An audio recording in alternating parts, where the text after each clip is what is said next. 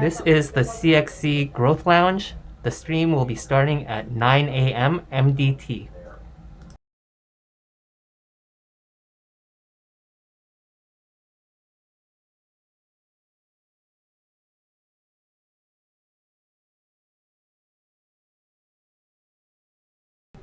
This is the CXC Growth Lounge. We will be going live at 9 a.m. MDT.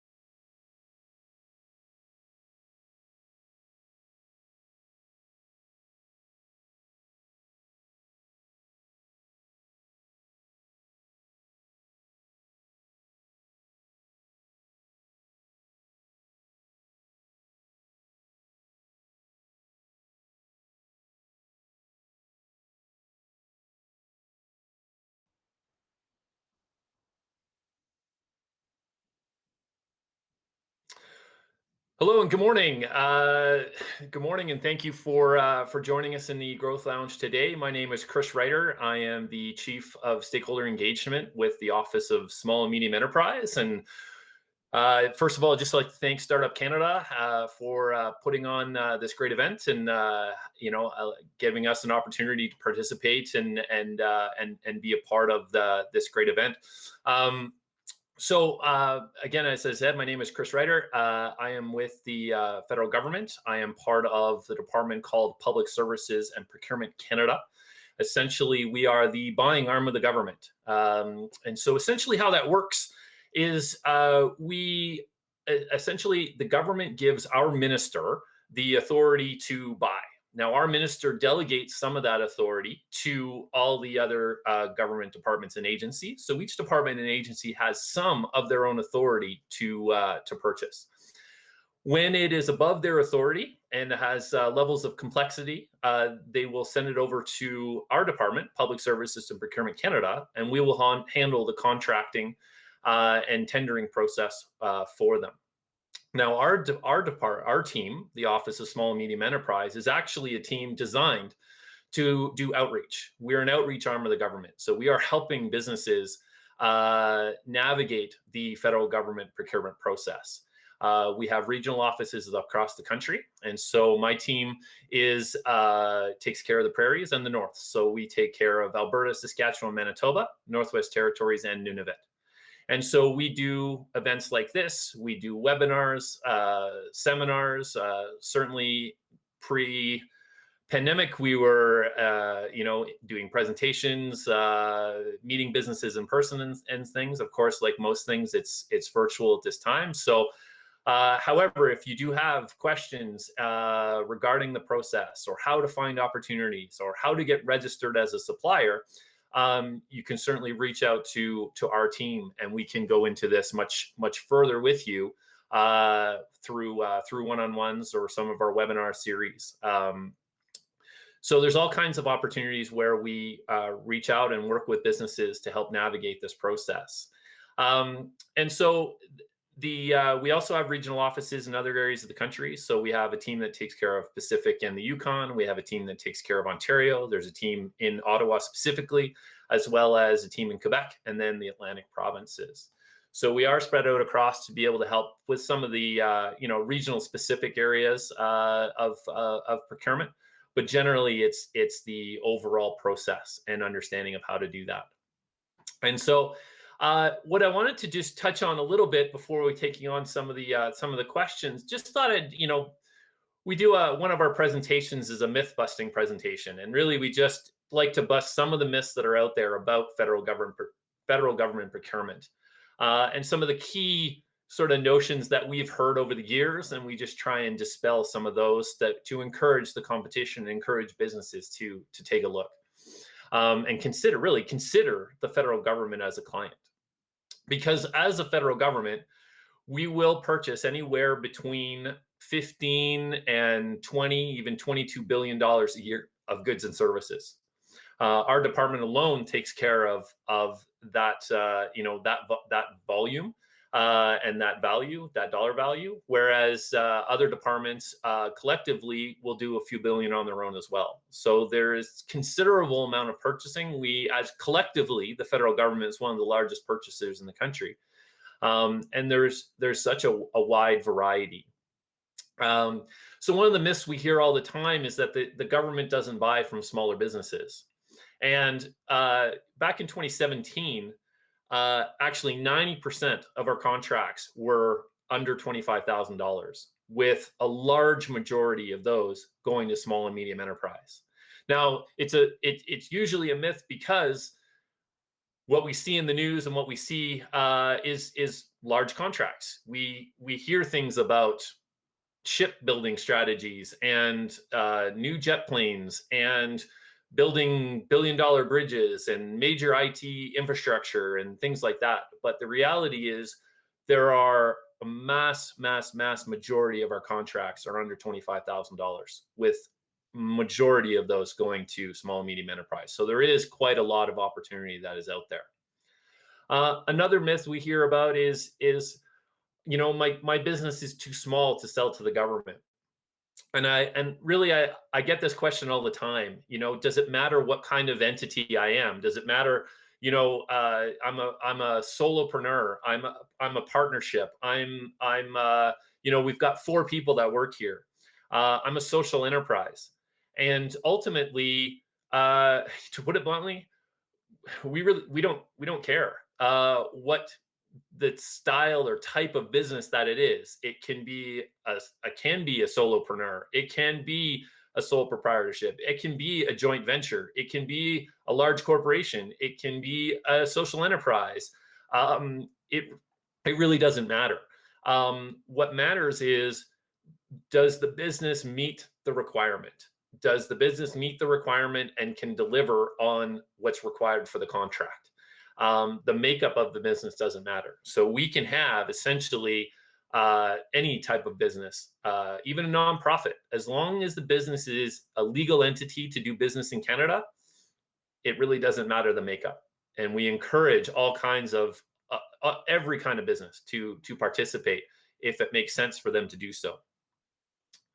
Um, Another great myth that I love to hear is the government doesn't buy what I sell. And again, that usually comes from the fact that what we see is we see tech, we see major technology, we see military, we see real property, we see construction, we see, as I mentioned, jet planes, ships, large things. For me personally, throughout my career, I've been 10 years with the federal government. And what I've seen is, personally, I've been involved with vaccine procurement. I've been involved with office furniture procurement, food procurement. I've been involved with, rockets that cause avalanches on purpose for Parks Canada, picnic tables, custodial, janitorial, um, uh, a machine that divides samples for Agriculture Canada. Like there's an incredible variety of things that we purchase. And one of my favorite examples of that variety, and these are all contracts, is the Canadian Forces Base down in Suffield in southern Alberta. And I like that example because, again, in sort of pre-pandemic normal times, there were Canadian troops there, but there was also a large amount of British troops that trained down at that facility, and they would go out and they would buy plywood, and they would buy fence posts and wiring and paint and actors and actresses and makeup artists to be able to do training and be able to run simulations.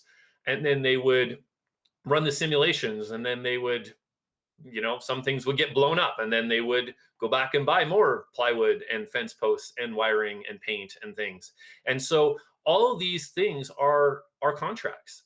All these different aspects are contracts. And so there is an incredible variety. The other thing I always like to share about what we buy is that sometimes it's not always about direct contracting. We have an incredible variety of things that we do purchase, and I always joke that we buy everything, but we don't buy everything. So there are times where I'm in conversation with businesses where it's not just about looking at our data and our information to be able to sell directly to the federal government, but can you get into the supply chain? Is there a supply chain opportunity? And a couple of my favorite examples of that, I met a company in Edmonton one time, and this guy was extremely excited about his coffee, which is wonderful. I love coffee. It was a great conversation. But what we talked about was, we don't have coffee contracts. We have a beverage contract that is for an entire forces base or for our federal institutions. And so we talked about using our data to be able to find the contractor. Who are we contracting with, so that he can connect with them? Maybe he sells his coffee through them and we end up buying his coffee indirectly, or it opens up other opportunities with that particular company that may have other contracts that we're not involved with. I had a similar conversation with a company in Winnipeg that had very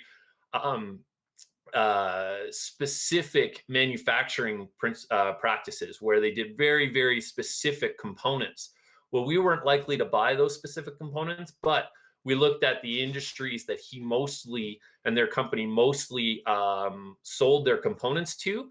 And then he reached out again to those contractors so that we could, he could possibly sell through them to then we would buy indirectly. So there's ways of using our information not only for direct contracting, but also into supply chain and finding other opportunities. We often hear about, it's difficult and time consuming. Government procurement is difficult and time consuming. I can't really say that, no, it's not. Sure. I mean, it is not a simple process. But what I'll say about the process, it is repetitive. So once you embark on it, what you'll find is that the process is pretty much the same. If a tender goes out, it will often look very similar. There'll be nuances of difference for sure, but there will be a lot of similarities in the structure, in the template. The sections are always the same. The requirements always in Annex A. The evaluation criteria is in Section 4. These things, you'll find that the process is repetitive. So as you do get used to it, it does become a little more familiar and does become easier. Now, that doesn't mean we are trying to improve the process. We do have an e-procurement solution that is on its way. We are having, as part of that, there will be some e-bidding opportunities. We're improving our payment structure because our typical payment is net 30, but we have a pilot going on for net 15 in order to be able to get payments out quicker, especially to smaller businesses. There's plain language and contract simplification initiatives. We're trying to clean that up and make it easier. So there are things to try and improve and make it easier. However, it's still that repetition. It is having a look, getting used to it, using our team, the Office of Small and Medium Enterprise, to be able to help you understand the process. We can't review a bid, and we can't help in that regard. We do have to keep an arm's length as part of our open, fair, and transparent process. However, we can walk through the process and help understand the language so that it makes it easier. And we also fulfill a role of being an advocate for small and medium enterprise. So if there is a barrier to bidding, if there's a barrier to participating, then we can advocate on your behalf for that. So we always appreciate when we do hear where there's been some challenges and where we can share that information. Now, I will always say that we're not the change agents. We can't do the change, but we can share the concerns up to the right people within the department to have it be revisited and looked at and be considered. So there's a number of things that we can do there. So I just wanted to take that time to bust a few little myths and maybe encourage a little bit of looking at the federal government as opportunities for direct contracting as well as for supply chain. I certainly hope that regardless of what we've talked about today, that you consider reaching out to the Office of Small and Medium Enterprise if you have further questions, if you need some support in looking at the different opportunities that they may present themselves at the federal government level. I'm just going to take a quick look here and see if we have any questions that have popped in. I'm on the wrong tab. Sorry, 1 second. There we go. Okay. So, ta-da. All right, we do have a few questions in here. Wonderful. Okay. All right, so jump on these questions right away here. What are the industries that the federal government is looking to support most from OSME? Anything not PPE related? So that's a great question, and hopefully I've touched on that a little bit as well. That the reason I started with how the government works is that each department will define its requirement because it's expert in how it runs. And so it will define what it needs, and then they will either buy it themselves or they'll send it over to our department. And that variety of what we're looking to buy is extremely wide. So when I go onto our website, so all of our contract data and information and opportunities is on a website called buyandsell.gc.ca. That is our site. And if you go onto that site, you can look straight right away at active tenders, and you can see everything that's active right now. Typically, there's anywhere from 600 to 700 opportunities that are live at any given day. And so it'll have that extremely wide variety that some might be still, looking for PPE, but a lot of it's going to be not PPE related, and it's going to be about things that departments need to run their programs. So going to that site and checking out those opportunities there, highly recommend taking a look at that to find out all those different opportunities, because it's everywhere. It's going to be everything from tech to social media monitoring to construction to custodial to janitorial to whatever is required at any given time. Okay, thank you. Question from Jeremy. Does OSME offer anything for youth entrepreneurs? Anything specific quotas for young Canadian entrepreneurs? Excellent question. Excellent question. So currently, without getting too procurement geeky here. So we have a program for, it's called the Procurement Strategy for Aboriginal Business. So that program is currently in place, and we can do what's called a set aside for Indigenous businesses. And what that means is we'll compete it amongst Indigenous businesses only, for that particular procurement. Does OSME set anything aside for youth entrepreneurs? So it's not us really, OSME, doing it, but is there a mechanism in procurement? And I'll say as a not yet. There were some rules that were changed a couple of years ago that allows for set asides for small and medium enterprise. And what's being worked on is how that program is going to develop and whether that's going to be subcategorized. So would it be a set aside for youth entrepreneurs? Could it be a set aside for women-owned businesses? Could it be a set aside for social enterprises? So there's some work in the background right now. It's still working with the rules and laws. We have quite a large set of rules to work with, both internally in Canada, plus our international trade agreement obligations. So that's being worked on at the moment. As of now, there is not a particular program that is specifically to compete amongst youth entrepreneurs. But from an OSME perspective, we actually are always looking for opportunities to work with youth entrepreneurs who are interested in selling to the government. So it's not that there's a program specific to compete only amongst youth entrepreneurs, but I would be happy to meet with a youth entrepreneur or a youth entrepreneur group to help navigate government procurement. So hopefully that answers your question, Jeremy. Allison, I am a small business. Do I really have a chance at winning a bid against some of these bigger organizations? How can I make myself stand out to win a bid? Great question. Really, really great question. So yes, you certainly do, because when we go to open tendering, it is all about a level playing field. Everyone is working off the same information. So everyone has the evaluation criteria. We're going to tell you exactly how we're going to evaluate, and we're going to tell you exactly how we are going to award based on the evaluation. So we do it in a way so that you should almost be able to bid and understand how you've done on your bid. The one thing you won't know, of course, is price. That is always, it's always commercially confidential. You won't know price.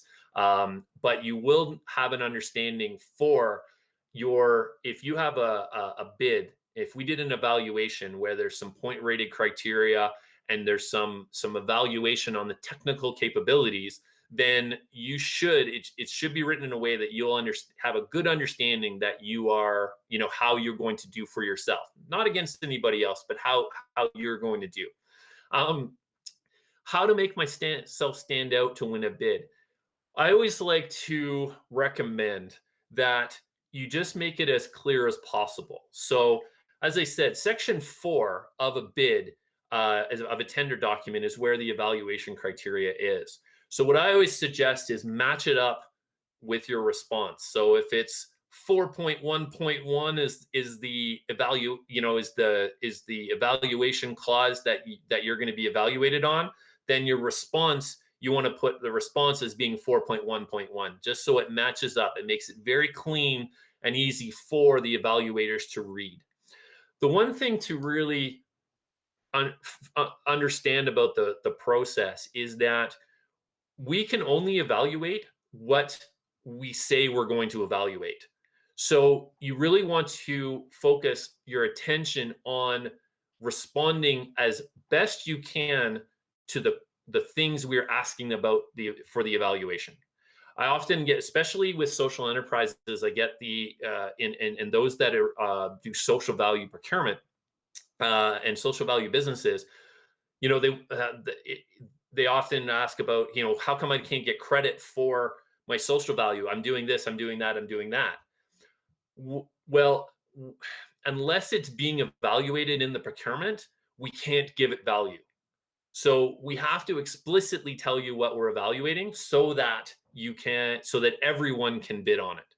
So that's why I always say focus on what we're asking for and respond as clearly as you can to that part of the bid and the tender documents. Everything extra we're not allowed to look at because it's extra information. It can't influence the actual process. Okay, so hopefully, Allison, that gives you a little bit. Now, one last thing that's really, really important about submitting a bid is that their instructions are very specific on how to submit. And part of it is the technical bid must be separate from the financial bid. And the reason we do that is that we don't open the financial bid until the technical evaluation is done, because we don't want the financial part influencing the technical part. So they have to be separate because they go to two different teams for review. So sometimes we still get bids where the technical and the financial are embedded with each other and we can't separate them. And unfortunately, we have to throw the bid out. So if you are submitting a bid, please make sure that the technical and the financial are separate. I often say, put them in it, and we're doing virtual now, so put them in different files. Or if it's paper version, put them in different envelopes. So it's very clear that they're separate, because we still have that happen. Okay, next question. Do we have any tips for bidding through an RFQ, RFP? So hopefully I've covered a little bit of that there. What's really important when you're reviewing an RFP is you really want to make sure that you review Annex A, because Annex A is the requirement.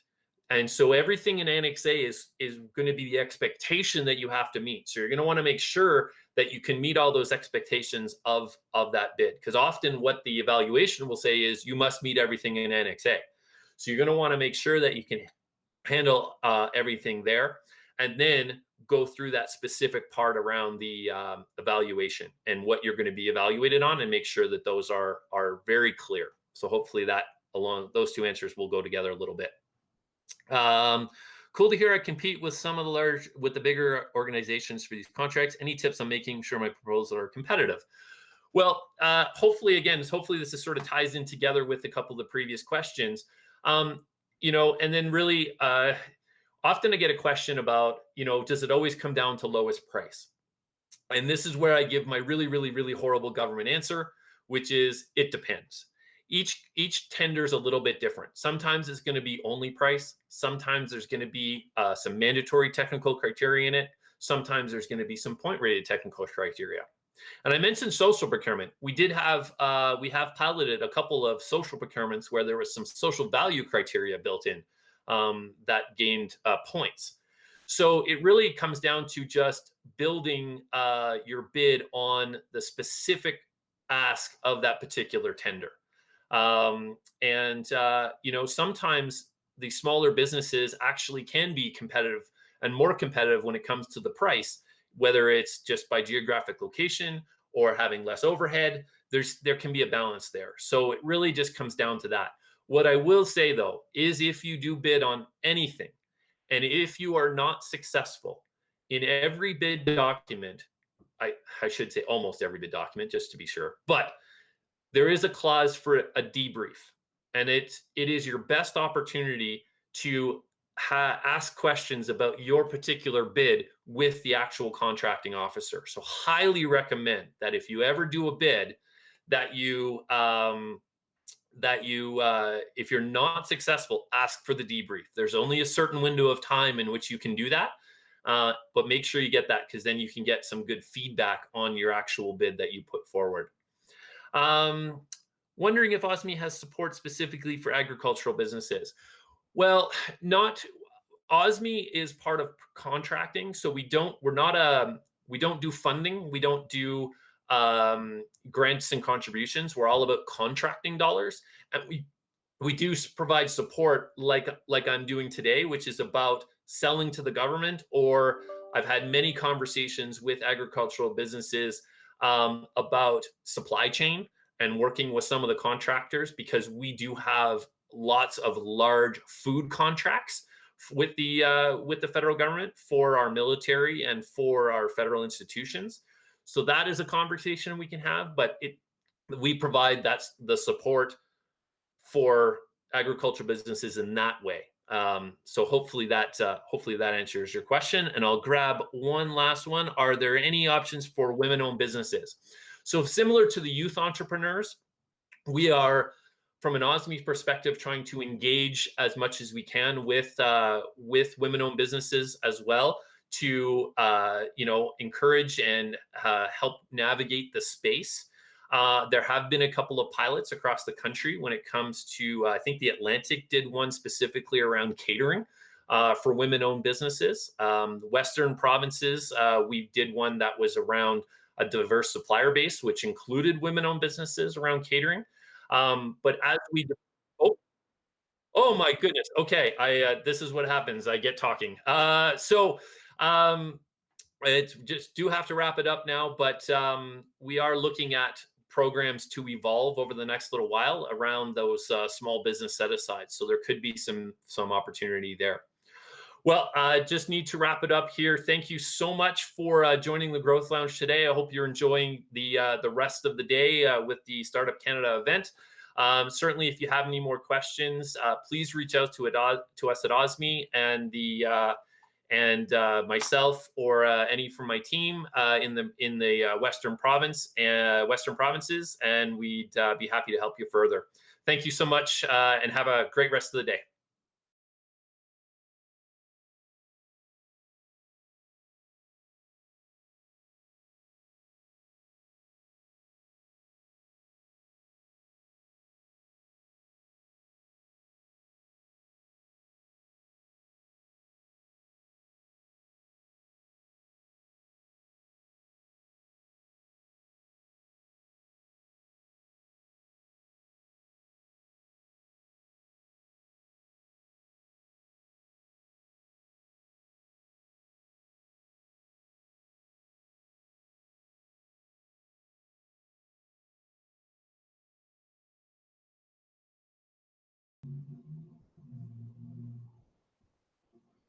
Good morning, everybody. My name is Barbara Muse, and I'm a small business development manager for Scotiabank.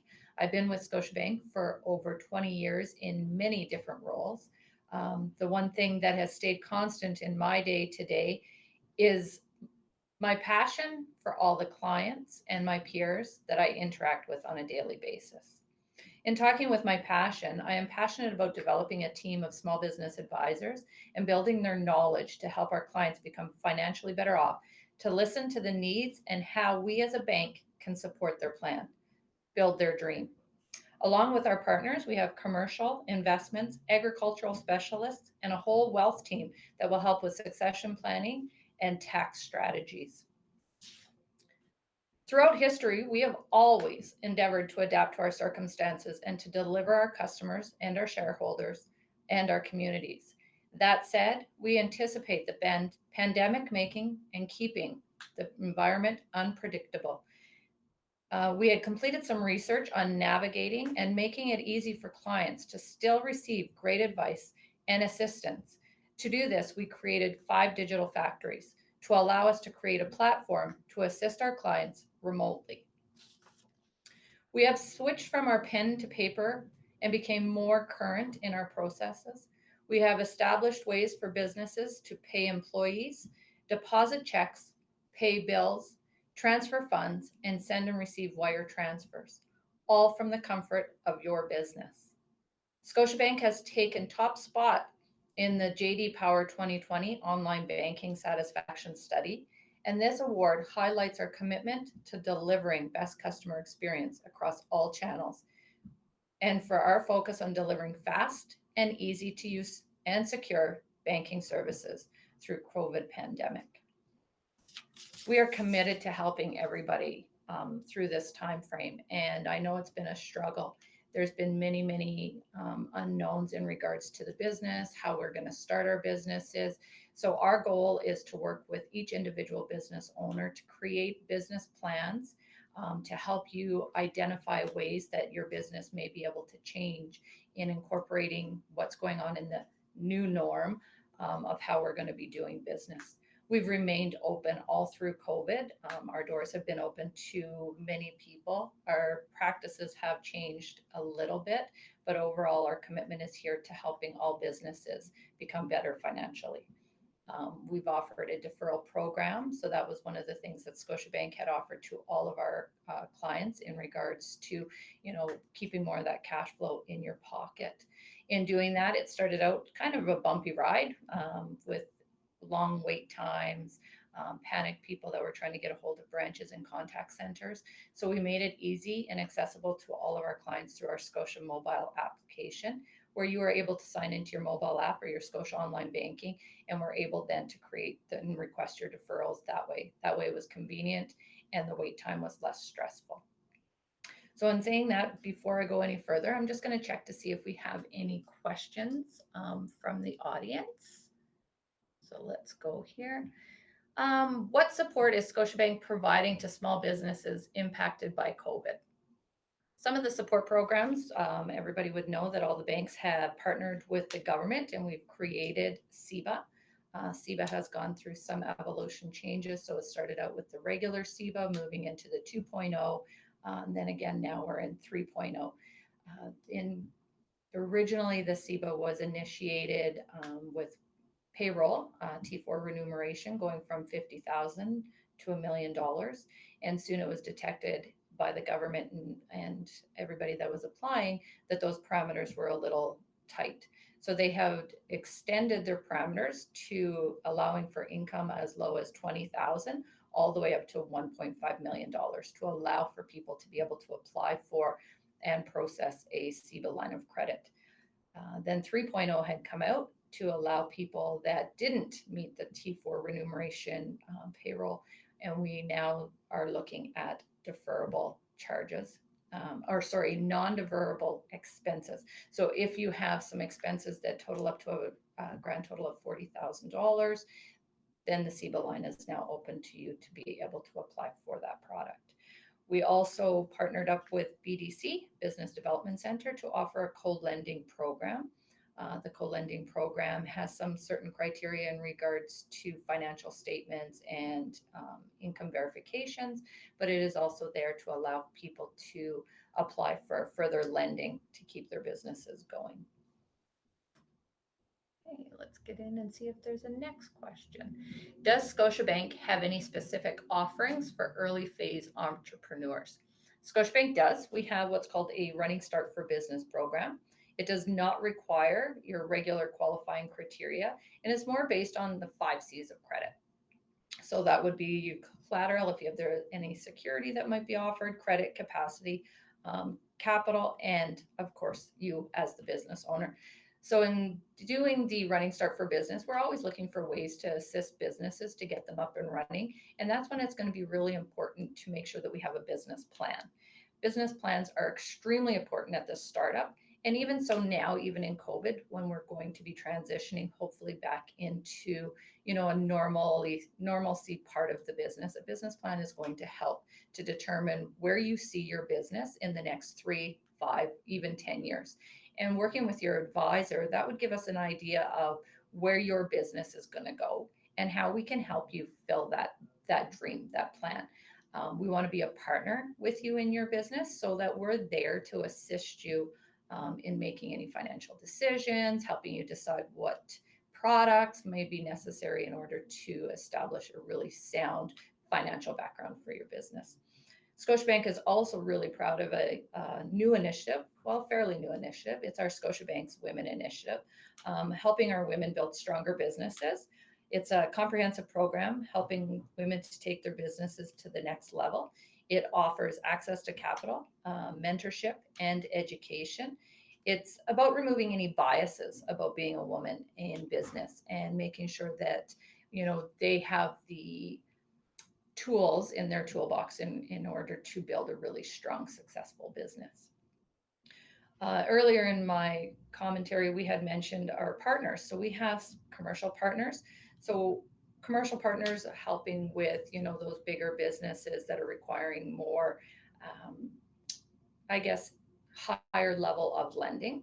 That way, then we have a group that specifically works for that area. We also have our investment specialists. Investment specialists are mobile from the bank. They offer more home visits. They can come out to your place of business to really put together a sound financial plan in regards to excess capital that might be going on in the business, giving you ways that you could start earning some money. We also have our agricultural specialists, and Scotiabank is super proud of their ag department. We have extremely high level of lending available for our farmers. And being that I'm from Alberta North in the Prairie region, we do have a high level of clientele that are based in the agricultural industry.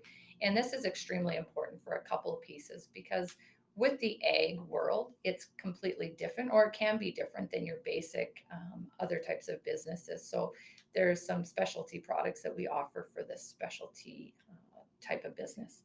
We also have a full wealth team. I think it's extremely important. Doesn't matter where you are in your business plan. There's always that need for discussion on what's going to happen once we get to that stage where succession planning, so retirement planning, is going to come into play, and how your business and you are going to transition from being a business owner into a retiree, and what that's going to look like for your business, and whether you have somebody that's set up that's going to take over the business, or if it's a dissolving of the business, and what tax implications that could mean for you. I think we better look and see if there's any other questions. Can I use Scotiabank small business benefits if I bank with them for my personal account? Or do I have to have my business banking with Scotiabank? I'm assuming with the question that you're looking at, Scotiabank small business, if I bank with them for my personal account. The CEBA program, and I'm assuming that's what it is that you're looking at, or the question is dictated around. The CEBA, so the Canadian Emergency Banking Account, is strictly for businesses. So if your personal accounts are with Scotiabank, but your business banking is with somebody else, then at this stage right now, you would have a couple of options. As long as your business account was open before March 1st, you would have to apply with the bank that your operating account is with. Or since current, we now do have the ability to transfer and reopen an account with Scotiabank and have information signed by yourself, giving our CEBA departments, or Canadian Emergency Banking Account Department, the permission to check with your previous bank to see if all of the criteria and eligibility requirements were met. So we would require an operating account. So wherever that happens to be, then you would have to apply through there. Next question. Does Scotiabank have any credit cards for entrepreneurs or small businesses with specific benefits? We do. We offer a couple of different cards. So we have our Passport Infinite. Passport Infinite is based on earning travel rewards specifically. For every dollar that you spend on your card, then you could be earning points. Those points then can turn into travel expenditures. The other one that we offer is our Momentum card. The Momentum card offers points for cash. So it gives you a cash back. So we reward you for using those types of cards. I only have a Scotiabank personal account. Can I still use the benefits for my business? I'm not really 100% sure what that question is. If you have a personal account, the benefits for your business, you would, like I had stated earlier, in order to receive the business benefits, so the government CEBA or the co-lending program, it would have to be done under a business name. If this is something that you're possibly running your business maybe through your personal accounts due to being a sole proprietor, then that's something that's going to be coming with CEBA 4.0, and that should be coming out soon. So hopefully that'll answer your question. Hello, Barb. Hello, Emil, I think is the name. What differentiates Scotiabank email or small business services from other banks? Great question. I think one of the biggest things that differentiates us from other banks is our passion to be helping our small business clients.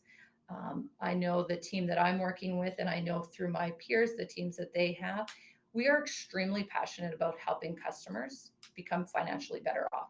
So not only do we take, what it is that the client wants, they come in, they're specifically looking for something.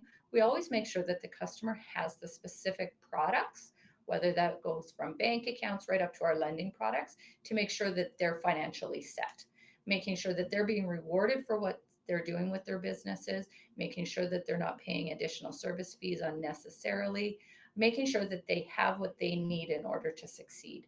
And I think the passion that we bring to the table in regards to wanting to partner with you to help you build that business is what will set us aside from other banks. Are there support for business startups with zero revenue? Absolutely. And going back to our running start for business, typically our business accounts or business credit requires 2 years history of financial statements. When we're looking at our support or our early entrepreneurs and our business startups, what our team will do for you is to sit down with you and to go over what your business plan looks like, what your dream is, what you're looking at creating. That way we can help you put together a sound financial plan, which will then cross over into an actual business plan. We also encourage you to make sure that you have a good, strong support system, and that would be either through having a really strong accountant, maybe a lawyer, depending on what your needs are and what type of business that you have. And we also want to be part of that support. That way, when we are putting your plan together, through the question and answers that we'll go through with you, that will help us determine what products are best suited for you. It'll also keep us on track. And if we see changes going through your business, maybe different service charges increase or different histories, or even having conversations with you, then we can reach out and make sure that you have the best platform to make yourself successful. So absolutely, our running start for business, like I said, is solely based on what you bring to the table. And if that means that there isn't a lot of collateral, then that's fine as well. We'll look at other ways to maybe helping you succeed. Hi there. Is there something that you recommend investing in as a small business? That all depends. There's a lot of opportunities when it comes to investing. Investing ranges from short term, long term. We offer a wide array of different types of investment products that would require maybe a conversation in regards to what your plan is and the excess cash or the cash flow that you have that you feel that you have the ability to put aside. Investments are ranging in all different capacities, and it'll be based on what it is that you need as a business owner. And again, we got, does Scotiabank have any specific offerings for early phase entrepreneurs? Not sure in regards to offerings, but we do have an array of different products that we offer. We have our rewards program. So depending on what you're looking at, that's giving you an indication. Depending on what type of business and how the transferring is taking place, there's also different offerings that we can offer. So it would be specific on what that business looks like. So it sounds like there might be a lot of early entrepreneurs in the audience today based on the questions that I'm receiving. And I really do encourage you to walk into a Scotiabank, go into our scotiabank.com, check out our platform. We have an amazing array of products. It will help you get started. All of our advisors are highly trained in, what is in the best financial recommendation for you as a business, and always would look forward to making sure that your plan comes to fruition, and that they can be proud and helping you to get to that where you want to be in your business. Let's see, is there any other?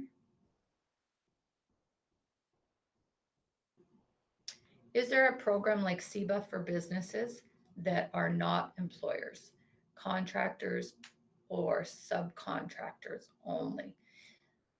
That question, Matthew, I'm not too clear on. Is there a program like CEBA for businesses that are not employers? I'm assuming we're talking about skilled trades, or so there's a bunch of different criteria, or many different criteria in regards to CEBA. We'd be more than willing to help you on an individual basis if we need, or to get some clarity in regards to what your question is asking.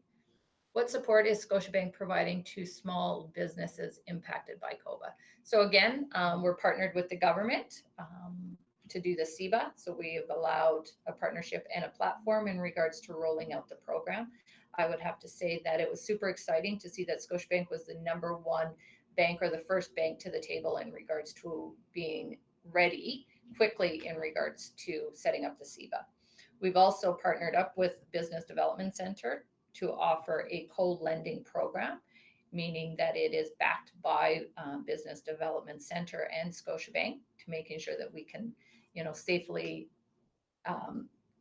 lend to businesses that are needing that additional financial support. There was also the government wage subsidy program that was available. So there's numerous programs that are out there. Also, Scotiabank, again, had offered deferrals on credit products for 3 months, allowing then those payments to stay in your pocket. So therefore allowing you for the cash flow that was necessary to get everything straightened out in regards to businesses. If my payroll was less than 50,000 in 2019, could I still be eligible for CEBA? Yes, based on the new rules. So the secondary CEBA that had come out, the payroll was less than 50,000 and it had dropped down to as low as 20,000. So if payroll was in the 20,000 to the $1 million range, then you still did qualify for CEBA. Yes.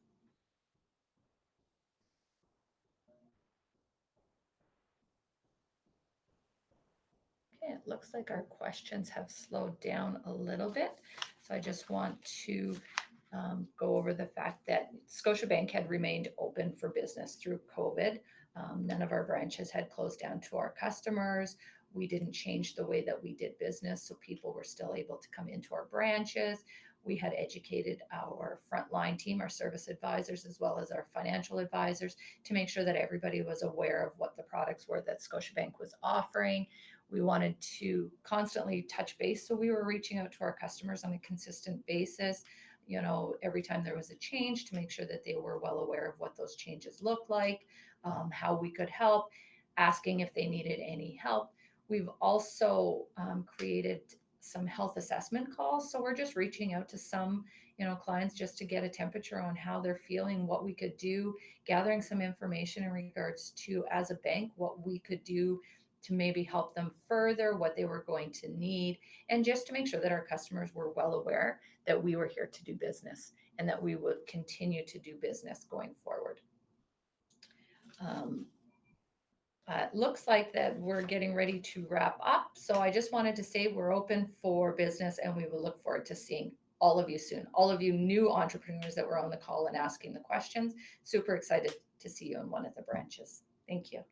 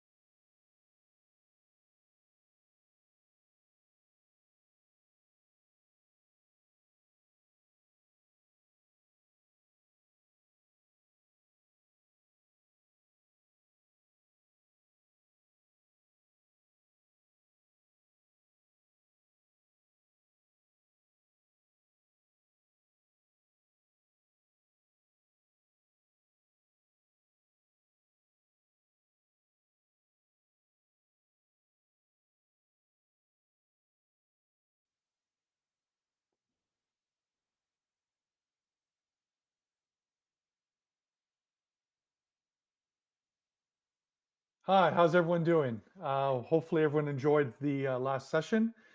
And I'm back with you to have an opportunity to answer any questions that you might have.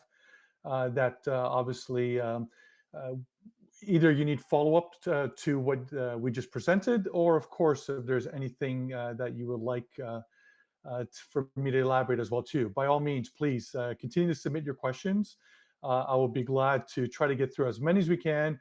But I promise you, if we don't get to your question now, we'll try to uh, gather that information and try to get that back out to everyone as well.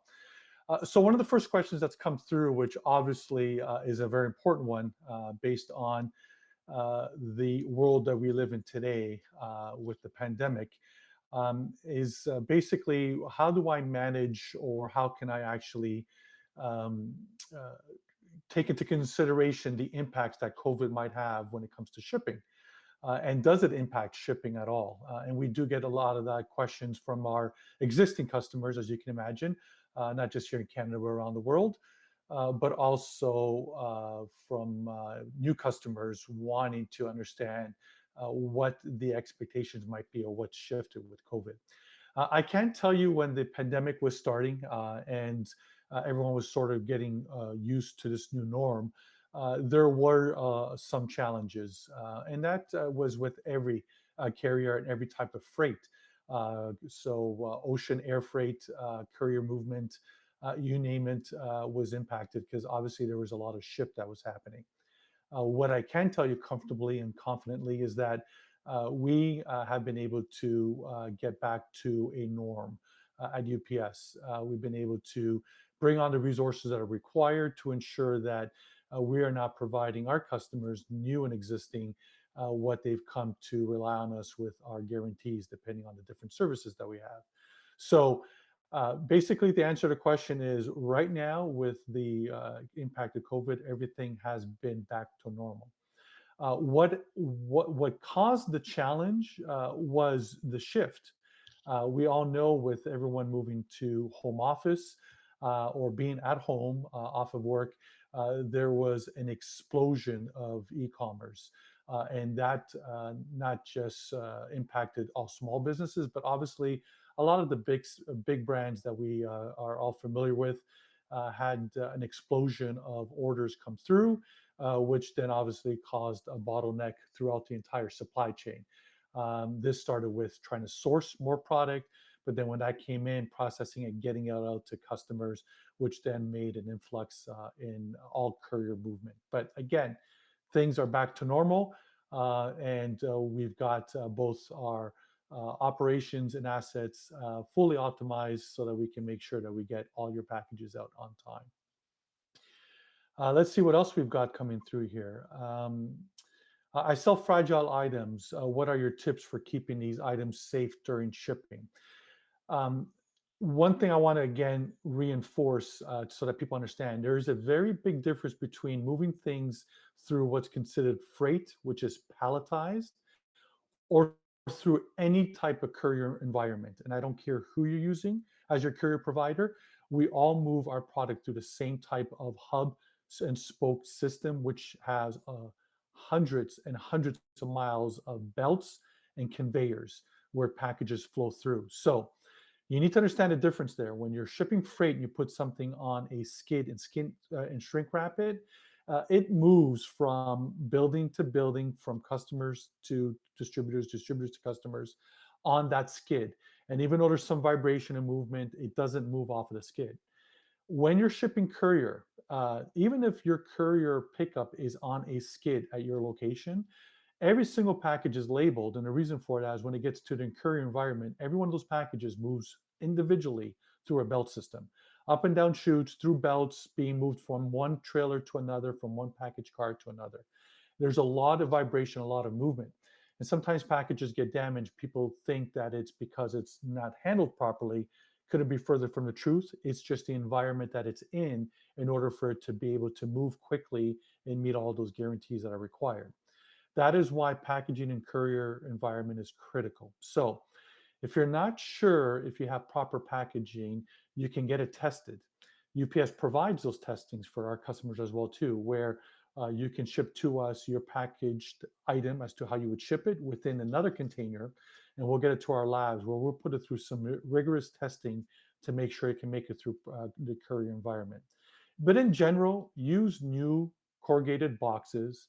Make sure that whatever you're packaging is not going to move. So if you need a lot of internal cushioning, make sure you do that. Whatever, and there's different types: air cushioning, popcorn, newspapers. Just make sure it's proper for your items, that it does not allow it to shift and move within the container. Provide some spacing within that environment as well too, and all of that should ensure that it's going to have minimal, if any, chances of it being damaged. If you're still not sure and you're thinking you don't want to take us up on our lab testing, another thing you can do is you could take it down to your local, the UPS store. They're professionals on packaging items. So at the very beginning, if you're not doing a lot of shipping and you want to make sure that you've got the right packaging to get your product out, they can help do that for you, and they can help educate you on that as well too. Let's see, what else do we have here? How do I make sure I'm getting the lowest possible cost on shipping? Are there any tricks I should know? So, the first thing you need to do with UPS or whoever it is that you might be utilizing to ship is you got to constantly be asking. We try to do a good job of looking at our customers. So as their volume increases and their characteristics change, and that's critical. People think it's just volume. It's not just volume. It's where we're picking up, how much we're picking up, where is it going to? Is it B2B movement? Is it a B2C movement? Is it ground? Is it air? All of that takes into consideration when we price, and we know our competitors do the same, because we need to look at how we're servicing your product and what that cost is to us, for us to then be able to ensure that we're giving you the best pricing that we can, but at the same time ensuring that everyone is benefiting, including us, when we're actually providing service to you. So some of the things that you can do is share what those characteristics are as they change, and continue to ask to ensure that you're getting the best pricing you can. The good thing about Startup Canada and being part of this event is that you hear about where you can get some special pricing. So, for example, one of the things we provide to all of the startup members and everyone that joins or follows Startup is, if you go to the link that's available on the site, and if you also look at the agenda for today's event, you'll see that there's a hyperlink under UPS. That'll take you to a sign-up page. That sign-up page actually provides a discount that you can get through this event and through Startup that is better than you can get directly through us if you're a small startup. And that is 50% off. So you get 50% off of our services, which is great for a startup because you're going to save some money, which obviously is critical when you're trying to count all of your cents and your dollars to get your business off of the ground. So hopefully that helps. What offers does UPS have for entrepreneurs who are just starting with their low shipping amounts? So again, I think I just answered that question, but let me add something else that you might not be aware of. It was just at the end of my presentation, but I would like to elaborate on it a little bit more, because it is unique for startups and for small businesses. It's going to get to a point where you don't want to manage the logistics part of side of it, specifically the fulfillment. That could be early on, that could be right off the start, or it could be as you start growing, you start realizing, do I want to add an additional staff at this point to manage my shipping? Is it too much on my plate right now? And you're trying to sort of understand that. We are providing fulfillment for startups and small businesses. We've got a location in Burlington, Ontario. We have another one in Calgary to cover both East and West Canada. And we've got locations in the US as well too. And the great thing about this is that you can fulfill your items through our warehouses, where you can place them closer to where your customers typically will be, East or West, or even in the US. And that means that when we pick and pack them, it's going to take less time to get to your customers because they're starting at a closer point to them. And it's going to cost you and your customers less for the shipping because it's traveling a shorter distance as well. So keep that in mind as well. It could be as a startup, or as it could be as you're scaling, to look at us as an option, because that'll help. It also helped a lot of our existing customers during COVID. because a lot of our existing customers had to shut down their operations because of certain requirements that either provincially or federally were being regulated to control the spread of the pandemic. But UPS being an essential service, we continue to operate all of our operations, including our fulfillment, which meant that all the customers that had product with us, we continued to actually ensure that that product was fulfilled for their customers, meaning that they didn't miss a beat in any of their online orders.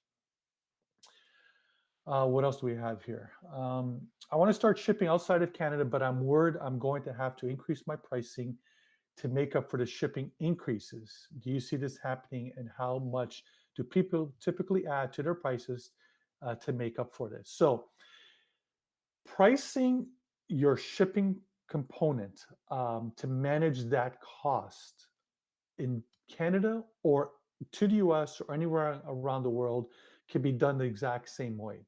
And I would encourage you to look at the pricing of your goods, understand what your margins are, understand what your competitors are actually charging as well too, to ensure how you can play with your pricing and how you can position that to your customers so that you can manage any of your other additional costs, including your shipping costs. So, for example, if today you are providing a slower option of delivery for your customers, and you're able to take the majority or a good portion of that cost and include it into the price of the goods and still ensure that you're being competitive, that's great. And again, it doesn't mean that it's all of the cost. It could be 50% of the cost. And therefore, you got to charge them separately for the rest, or you're going to eat that yourself as well. That is one way of managing that. And then what you can do is, as the services go up, so if the customer wants a 2-day service or an overnight service, you're then able to charge that additional cost in shipping for them and not deter or scare that customer off. You need to do that exact same thing when you're going internationally as well too. And when you're going internationally, you also need to consider the fact that you might want to consider taking on any brokerage or duty charges, and either again include that in the price of the selling of the goods, charge them separately for that, or when it comes to brokerage and duties, let the receiver, which typically is the default, manage that cost as well. But this is where you need to manage all of that. So let me give you an example. If you're shipping an item today that you're selling it for $50 online, and the shipping cost within, let's say, within the Prairies is going with UPS is going to cost you about 15 for a ground service. You might want to add $10 of that into the actual cost of the goods, so you're not selling for 50, but you're selling for 60.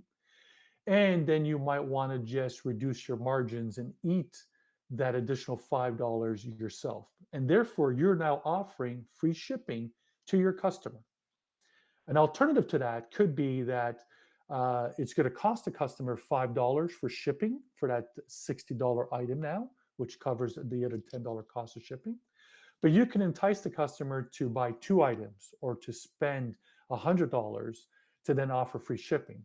Because selling that second item, you're now selling it for $120 for the 2 of them, but the shipping cost is not going to necessarily double from 15 to 30. It might go up to 18 or $20. So you can entice the customers to spend more in order for the shipping to be free, which in reality, it's more than covering your shipping costs at this point. And again, that's the exact same technique that you can use for the US. Understanding what you're shipping to US, what your price point is, and how you can adjust that price point to either cover all the costs or a portion of it, and then entice customers to add more to the shopping cart in order to cover those costs, will get you into that lower ground component. But then again, allow multiple options of shipping services for your customers, and allow the customers to know, well, it was free shipping because you added 2 items and it's going to you via ground. But if you need it in 2 days, it's going to cost you the additional $15 or $20. If you want it overnight, it's going to cost you the extra 25 or 30, whatever that might be.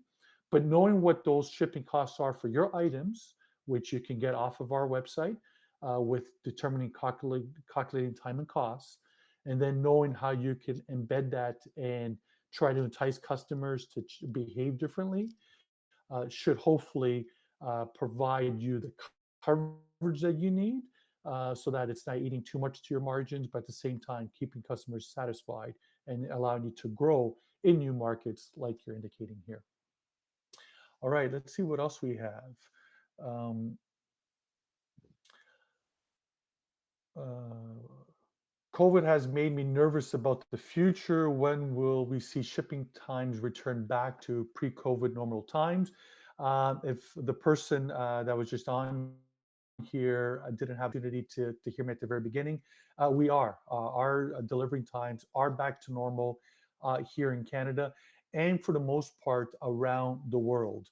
There are, and basically all you need to do is understand where is COVID still having challenges in certain parts. US is one of those locations, but we've been able to get back to our normal delivery times for the most part there. But in other parts of the world, like India, for example, where COVID is starting to creep up, and they're having some challenges there to get control of that. There could be pockets there where there are some delivery challenges.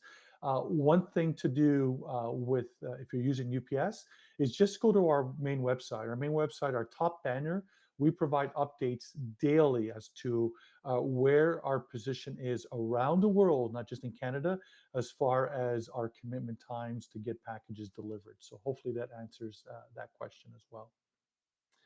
What is the biggest mistake people make when shipping? I find it very hard. And I'm glad the person that submitted this indicated that, because it is. One of the things that we do with all small business customers that sign up, so any of you that might be watching this today and say, hey, the startup 50% discount sounds great. I'm going to go ahead and sign up for that. Just so you know, there's no cost to it.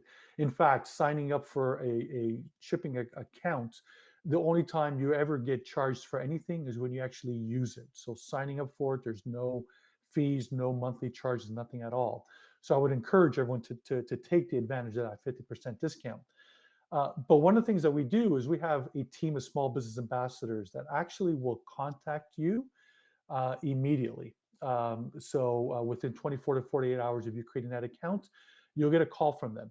They want to welcome you to UPS and to the small business program, but the main reason they're calling you is to hold your hand and to help you process that first shipment, because shipping is difficult until you do it.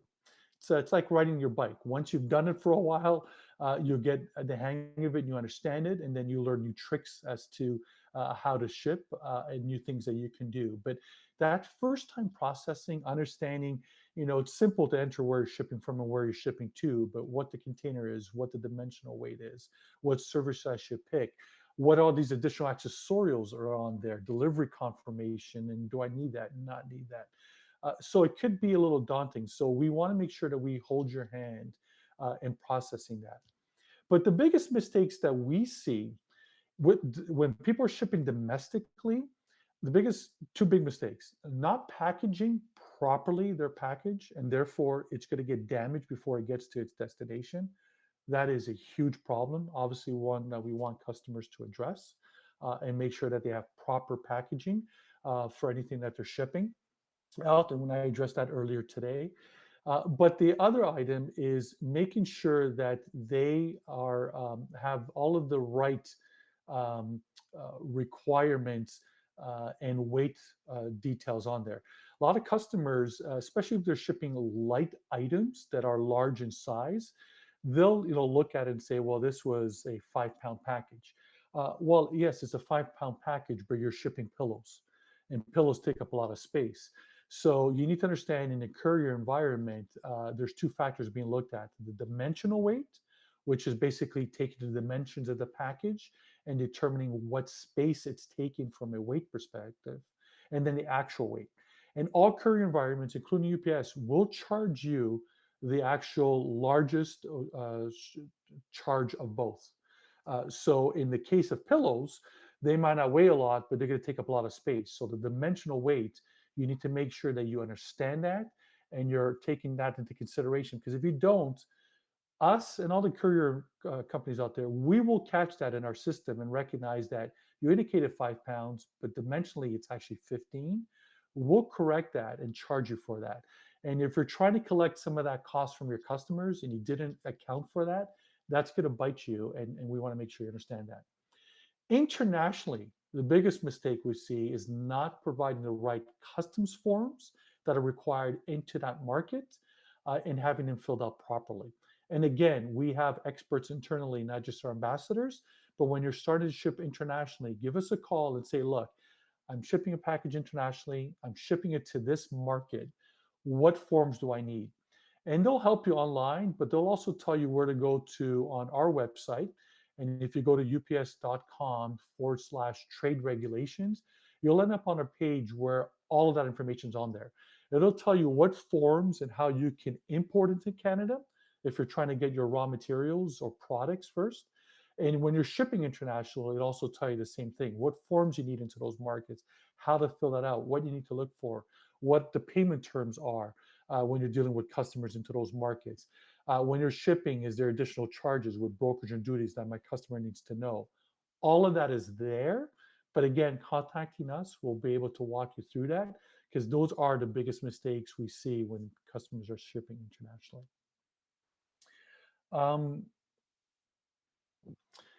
Do you have any tips on how to streamline my shipping process? Is there a way to connect my shipping process to my e-commerce store? Absolutely, there is.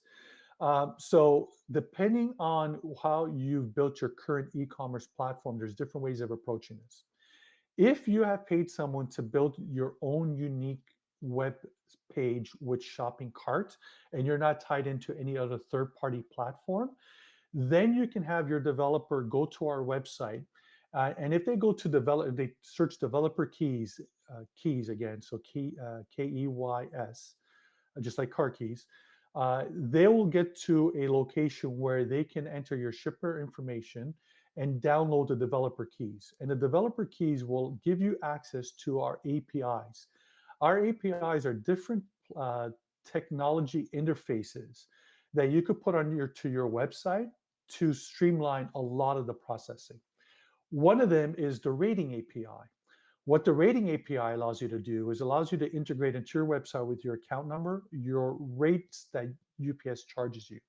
And then you can do different things. You can show your customers once they enter in their information as to the product that they want to buy from you, where they live, where they want it shipped to. Now that you've got that information, the rating API can actually indicate of all the different services we have to them, the different rates. And those rates could be your rates if you want your customers to see your specific rates you have negotiated with UPS. They can be discounted rates. They can be marked up rates. You can manipulate those rates any way you want, but it will bring those rates back for you to then change them as to how you see fit and how you want your customers to see them without you having to try to give them a flat rate or guess a rate or put a rate that sort of covers you in different areas. So that is one API. Then there is a tracking API. That is a very powerful one as well too, because when you actually ship a package, having a tracking API, if a customer now enters the tracking information to see where the shipment is, it'll allow you to actually pull all of the UPS tracking information that we have on the package back to your site. So you can bring your customer back to your site and have them track there. Why have your customer go to ups.com and track? We'll give them all the information. We'll treat your customer just like they're our own, but they're your customer and they're coming to our website. Instead, having a tracking API on your platform streamlines the customer's process, but allows the customer to go to your site and actually get all the information that we'll push back to you with the API. And at the same time, if you do a really good job with your website, on the right side of the screen, you can be selling to them. So I can go back and track and say, yeah, that product I just bought, okay, it's on its way. It'll be delivered later today. That's great. Hey, but I'm a return customer. And they're saying if I go back in and buy a product, they're going to give me a 20% discount. So it gives you an opportunity to sell to your customer at the same time. And again, I mentioned two. I can spend the rest of my time talking about all the other APIs we have. But taking those APIs and building them in, the ones that you want, can help streamline the shipping process that you have to actually generate a label, but also your customer's experience on the back end as well too. I mentioned if that's you building your own website. If you're using any other platforms, for example, Shopify, or Shippo, and there's so many other platforms that are out there. They've taken our APIs and integrated them. Some of them provide that to you already. Some of them will charge you additional costs, but those interfaces are there. So going to any of the platforms that you're using today and asking them that, hey, can I integrate that? They'll allow you to actually integrate the UPS APIs, whichever ones you want, and they'll give you some of these additional interfaces and interactions, like being able to mark up or discount rates. Like I indicated, they've got those components built in already. Okay, all right. So let's see if I can ask one other quick question. Maybe I use Canada Post right now, but what is better for small business, for UPS versus Post? Are there discounts? So I would encourage that you look at both platforms, especially if we want to offer free shipping. If you want to offer free shipping, you can maybe have Canada Post as that, no tracking, low cost item that's free shipping for your customer, but then allow the customer to be able to pay a little bit more to have UPS Ground with all the tracking, and then move up from there as well too. So maybe utilize both as an option for you. I want to thank everyone for attending the growth session. Hopefully, I've been able to answer your questions. We'll gather all the other ones, and we'll see if we can put some of that together and get that to you as well. Good luck. Enjoy the rest of your day. Thank you.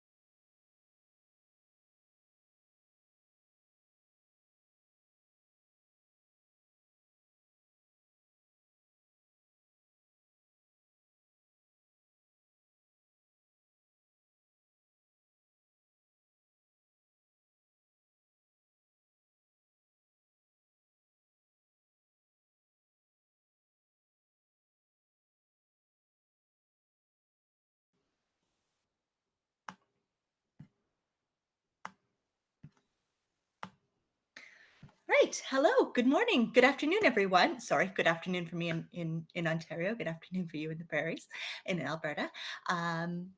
Thank you so much for joining me in the CXC Growth Lounge today. My name is Kate Karn. I'm the Manager for Public Policy at MasterCard in Canada. Looking forward to seeing your questions come through the chat on the website. While we're waiting for a few questions to populate, I'll just give you a quick overview of who MasterCard is and how we can support you, particularly in today's context.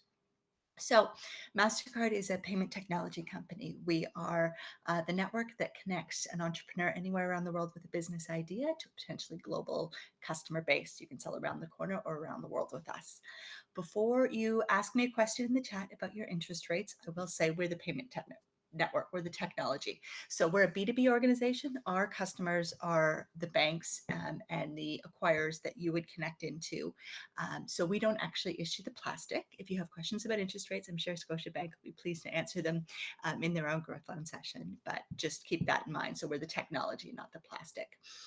What I want to really call attention to today, and something that I found has really resonated with the startup community in the past, is the importance of cybersecurity for small business.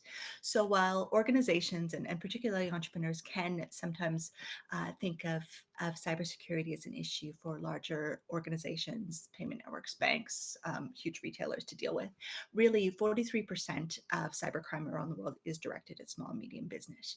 And so what we want to do is help you defend your business so you can keep doing what you're doing and grow. So there are a number of initiatives that MasterCard does on the back end to help protect your business that you're not even going to see, but there are steps that SMEs can take and entrepreneurs can take to better defend their business. One thing that I'm really going to call attention to is a really great free offer that MasterCard has for entrepreneurs. It's been in market for a few weeks, few months, but will be available through the end of the year, through December 31st. And that is a free risk recon screening. So that's a screening of all your third-party inputs, and allows you to get a sense of what your security posture already is. It's available at riskrecon.com/offercanada. Free through the end of the year. I strongly encourage you to take a look. It's super easy to sign up for, and gives you a perspective and then some actionable insights on what you can do to better defend your business. Available all the time as well is a partnership that we have with the Global Cyber Alliance for a global security small business toolkit. And what that does is gives you some steps that you can take to defend your business, proactive on your part, but implementing just the first 5 major CIS control solutions can reduce your risk of a cyber attack by up to 85%. So a super compelling way to take action, and actually quite simple steps to do so. Finally, the last thing I want to talk about just before we get into your questions is MasterCard's StartPath program. So StartPath is an accelerator that MasterCard has globally for entrepreneurs. A number of Canadian companies have been taken part in the program. And so I encourage you to look at startpath.mastercard.com, check it out. It's a great way to connect to MasterCard, have mentorship opportunities, and then eventually connections to our customers who are banks, acquirers, and merchants with a global footprint. So if it seems like it would be relevant to you, please do. I encourage you to check it out. So what I'm going to do is start getting into today's questions. First one I see here is if we have any stats on the increase in electronic payments during COVID. I know most companies aren't using cash, but would be curious to know. So you're not going to be surprised to hear that there have been huge upticks in online usage. So if you can get online, I certainly encourage you to do so now. We're looking at about right now double-digit growth as compared to this time last year. If you think that's high, we were seeing in the spring kind of triple-digit growth in terms of customers doing shopping online. So really, that's something to consider. There are a number of resources that can help you get online, initiatives like Digital Main Street, and then also regionally, there are various economic development groups and business improvement organizations that can help you get online. It's really vital, particularly during the pandemic, but take this as an opportunity to go online and then be online for the future. Huge opportunity, global opportunity for you if your products are online. The other thing we saw obviously was an uptick in contactless rates, huge adoption there.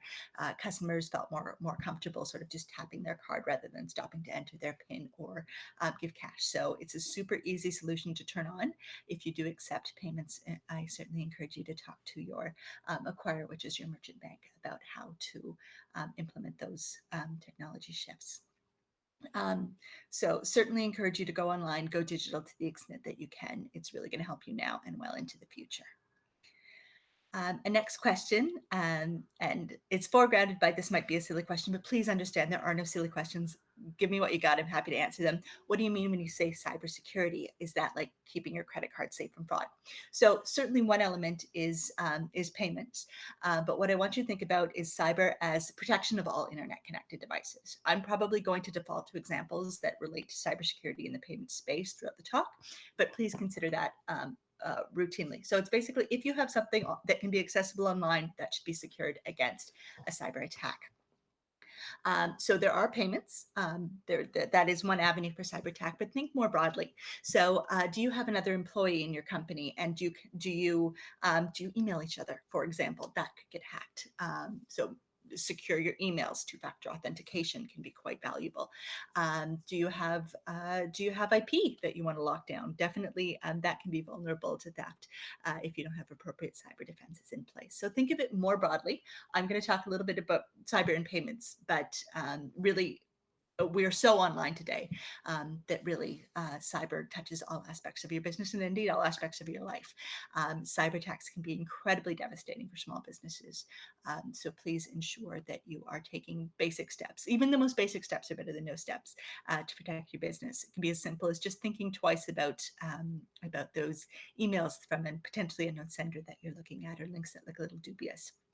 Can't stress enough the importance of training in supporting your organization, particularly as you grow. So, sorry, I'm just looking to the next questions. As my company grows, what should I be doing in terms of credit to set my growing company up for success? Any tips appreciated? So certainly a key thing to do is ensure you have a budget and understand it. There are a lot of great tools for that. The Financial Consumer Agency of Canada is one such instance if you want sort of a government backed solution, and tips and tricks, very useful there. MasterCard also has a program called Master Your Card.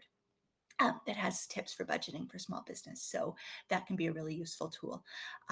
Making sure you understand where all of your payments are. So for example, if you do have a business credit card, that can help you track your expenses all in one place, which can be helpful. Another solution is if you have multiple solutions or multiple cards, multiple accounts, there are a number of apps that can help you consolidate that information. It's best to have it all in one place so that you can better keep track of things.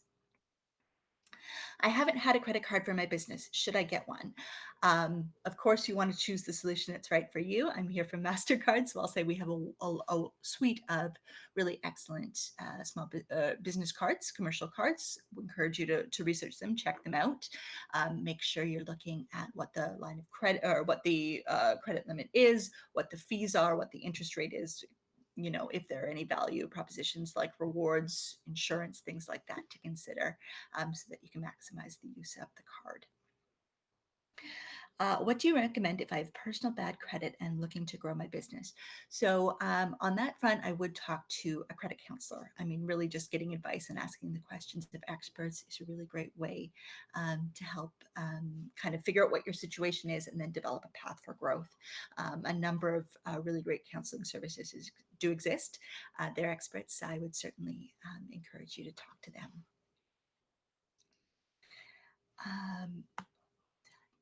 Can you explain the realities of cybersecurity today? What is the biggest mistakes people make? How do cybersecurity breaches happen? One of the biggest risks is just human error. And it's so easy to do. You're in a rush, you open an email, you don't pay as much attention as you could, you open an attachment, and now there's malware on your computer. So the systems can do, there's so much that can be done on the back end to defend you, but human error is a huge issue.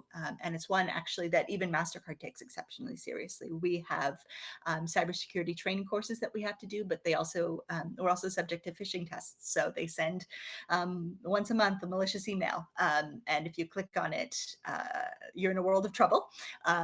Sorry, I should say it's not actually malicious. It looks malicious. Our internal security team has sent it. And then that sets us up for training and additional work that we have to do. So we make sure we're defending our company appropriately. I really encourage you to take seriously the human element in cybersecurity. That's one thing that isn't 100%, can 100% be solved by solutions at the back end. So the human touch is always really important. What aids do you have for entrepreneurs that are still working but don't qualify for government programs or new loans? MasterCard as a payment network doesn't really have a great amount of footprint in the granting space because we are a B2B business.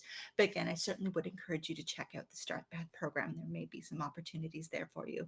And then also to continue looking at the government programs because they are continuing to evolve and you may qualify. So there, I would say talk to if you have a small business banker at a bank or some other financial advisor, talk to them. They may be able to help you connect some dots between what's available and what you can qualify for. Just looking at some more questions. Can I set up my MasterCard to automatically block all transactions if there's security breach? That certainly sounds like a solution that would exist. I think in the event of a breach, you would be shut down if it's known. But certainly, one of the best things you can do is talk to your acquirer. So they would be able to have a lot of information about your individual account and help you understand some of the security protocols that you can put in place and ensure that you are protected.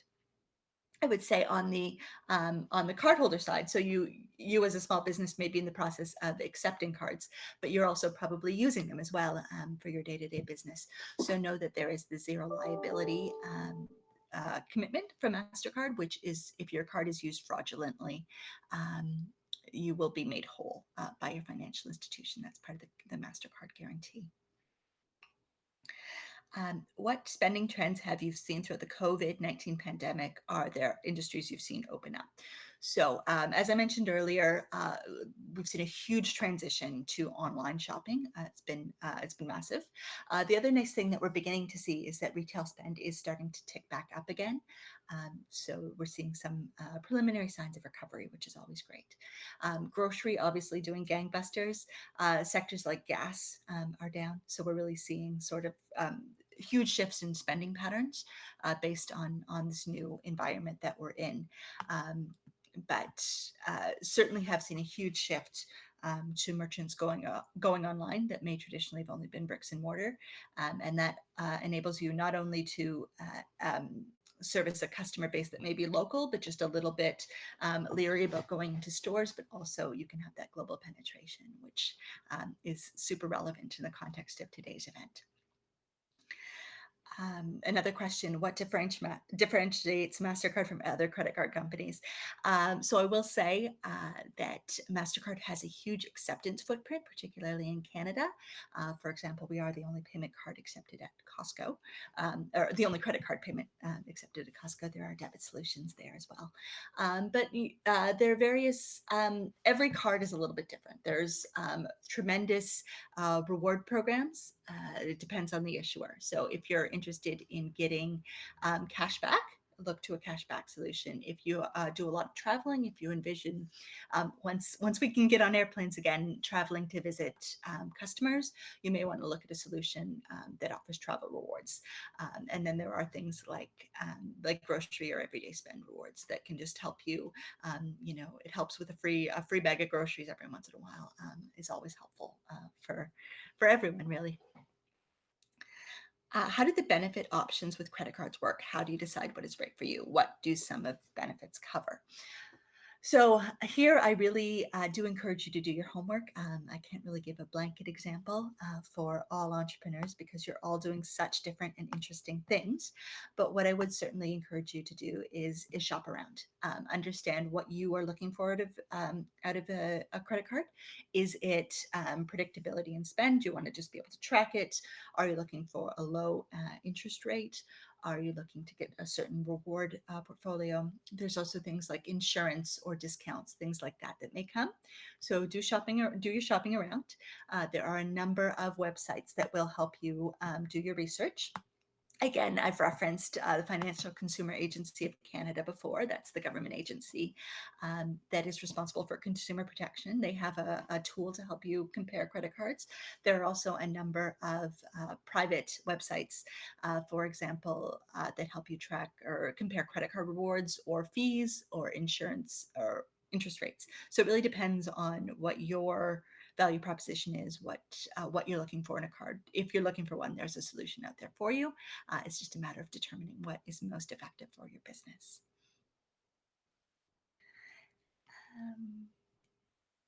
Sorry, as I'm just looking to see if there are any more questions. Please do keep them coming. Let me see. We have a solution to look at an option to look at some of the ones that came in yesterday. So I might just check and see what was being asked in Atlantic Canada as I'm waiting for you to enter some questions. But really what I want you to do is really understand the importance of cybersecurity for your business. There are a number of resources. I'll just say them again just to keep the conversation going. I do recommend you look at the Global Cyber Alliance Toolkit for small business, and then again the Risk Recon offer that we have for businesses in Canada. It is free, both of those. Risk Recon through the balance of the year, and Global Cyber Alliance always, so that you can help defend your business. Is contactless payment dangerous in terms of security, cybersecurity? Actually, I will say, sorry, I just will actually tell you I don't want to do that. I will say contactless is an incredibly secure form of payment. It's based on the same EMV technology that is involved when you put your card in and enter your PIN. A very secure solution. There's a lot of work that goes in on the back end to secure those payments. I would say you could use contactless payments with the safety and security that you come to expect from a MasterCard, and also knowing that you are backed up, of course, by our zero liability commitment. So you're always going to be made whole in the event of fraudulent use. Um,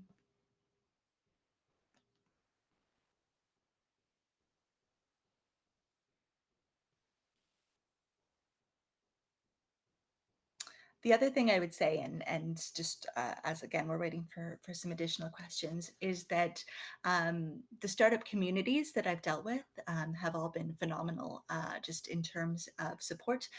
So if this is your first time dipping your toe into Startup Canada or your local startup community, it's a tremendous resource for your business. And in terms of networking, in terms of thought leadership, they've got the startup podcasts, the startup Twitter chats, which are always constant sources of information and valuable insight. MasterCard is happy to partner with Startup on some of their podcasts and their weekly Twitter chats. And it's been a phenomenal way to reach out to entrepreneurs. So certainly look more into the startup environment. Where would you recommend that I start with MasterCard? I'm a growth stage startup and don't know what to do. So in that sense, I'm going to encourage you to check out our website, see if there are any particular programs or cards that you think are valuable from your perspective. It's mastercard.ca. Again, there's also the Start Path program, which is an accelerator for entrepreneurs. So I encourage you to look there. Again, MasterCard is more of a B2B, so we don't have that much direct interaction with entrepreneurs on a daily basis. But please be sure to check out our website and see if there's something there that appeals to you, and to find out more.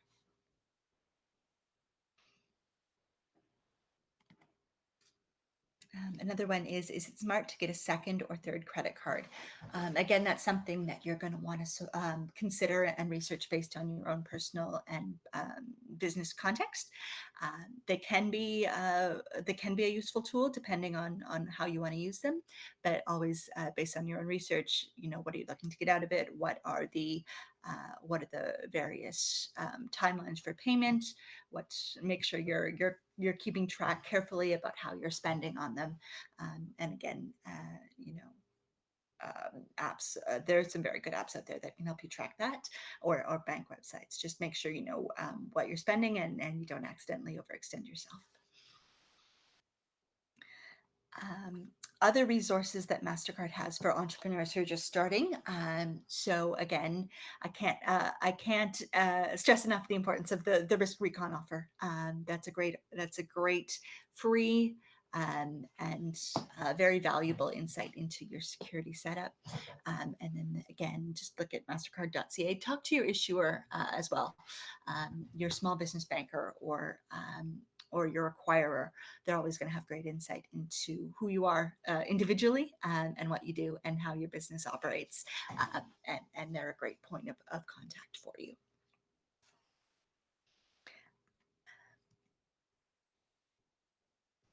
Sorry, just looking for more questions. You've sent some really great ones through today. So thank you for your engagement. I know I'm at the same time as the guided meditation session, so thanks for spending some time with me. Why do I need cybersecurity resources for my company? Is it risky for a non-tech company to skip this step? I would say, even if you're not in tech, you're a person in the 21st century, so you're online, and I definitely encourage you to check that out. Just in case you're wondering why I keep harping on this, it's just so important. We do see statistics that suggest that small businesses are particularly vulnerable and have a much harder time bouncing back from a cyber attack. So I encourage you to set yourself up for success now as you're growing, and then you just internalize those behaviors as you continue to scale. And with that, I'm getting the red light. So thank you all so much for your time, and enjoy the rest of your day. Thanks so much.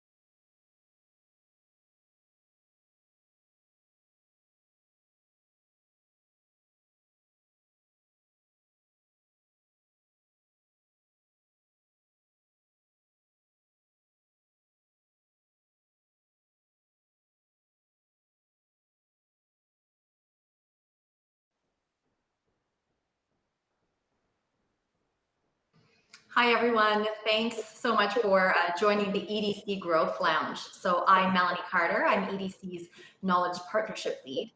And joining me today is my colleague Emiliano Introcasto. He's an export advisor here at EDC and also a Certified International Trade Professional, or CITP. So I hope you enjoyed the EDC workshop that he presented earlier today. If you have specific questions about the workshop or about the EDC programs that we have here, we're here to answer them. But before we get to the first question, let me quickly give you an overview of who we are here at EDC, or what EDC is. So our mission is simple. I mean, we help Canadian companies go, grow, and succeed internationally. We help companies also of all sizes, right? Regardless of the industry or the sector. They're very small, they're very large as well. We support what I call like traditional exporters, which are those who are, boxing goods and shipping them across borders.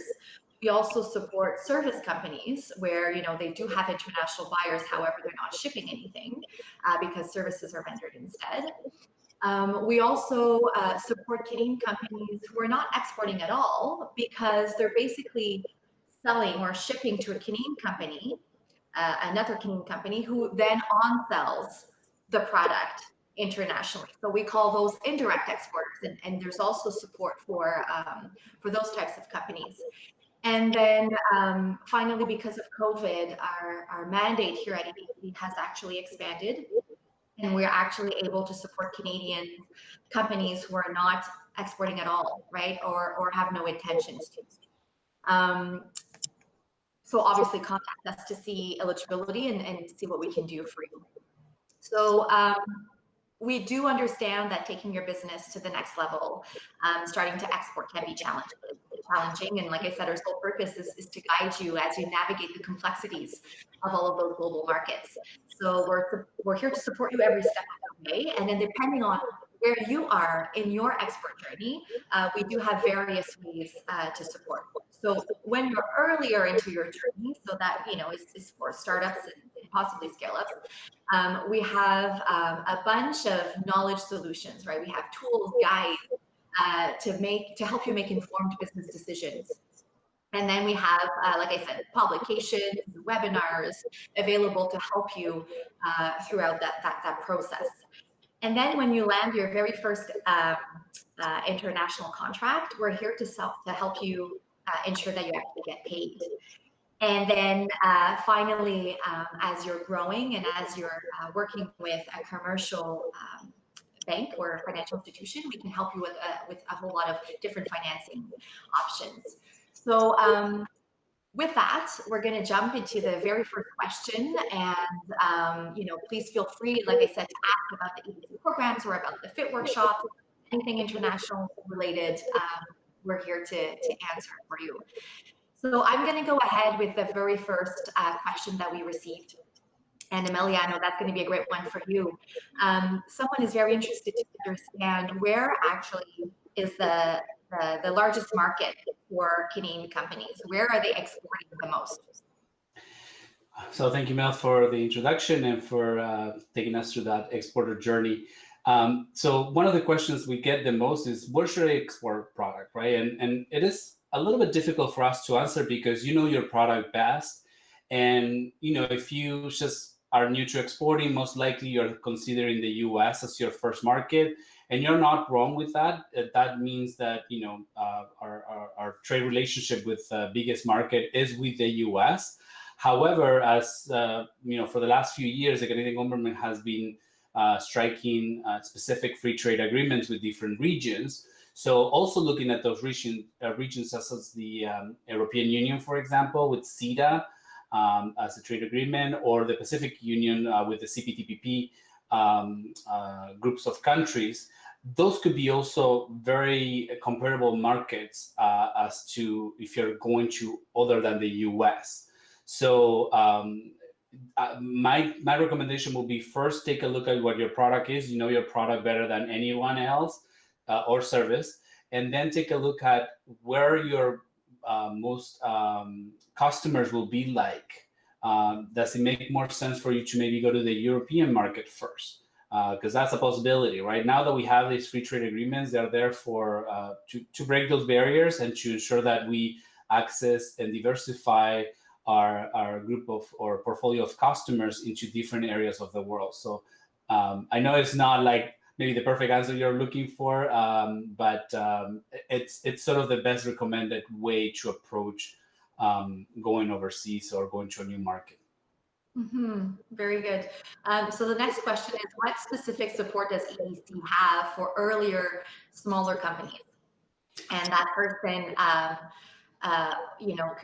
thought that maybe EDC was only there for the larger companies. And in fact, you're not wrong in thinking this. The reality is that in previous years, in the press, there was a lot of articles specific to our larger deals. But the reality is that at least 80% of our customers are actually in the much smaller scale.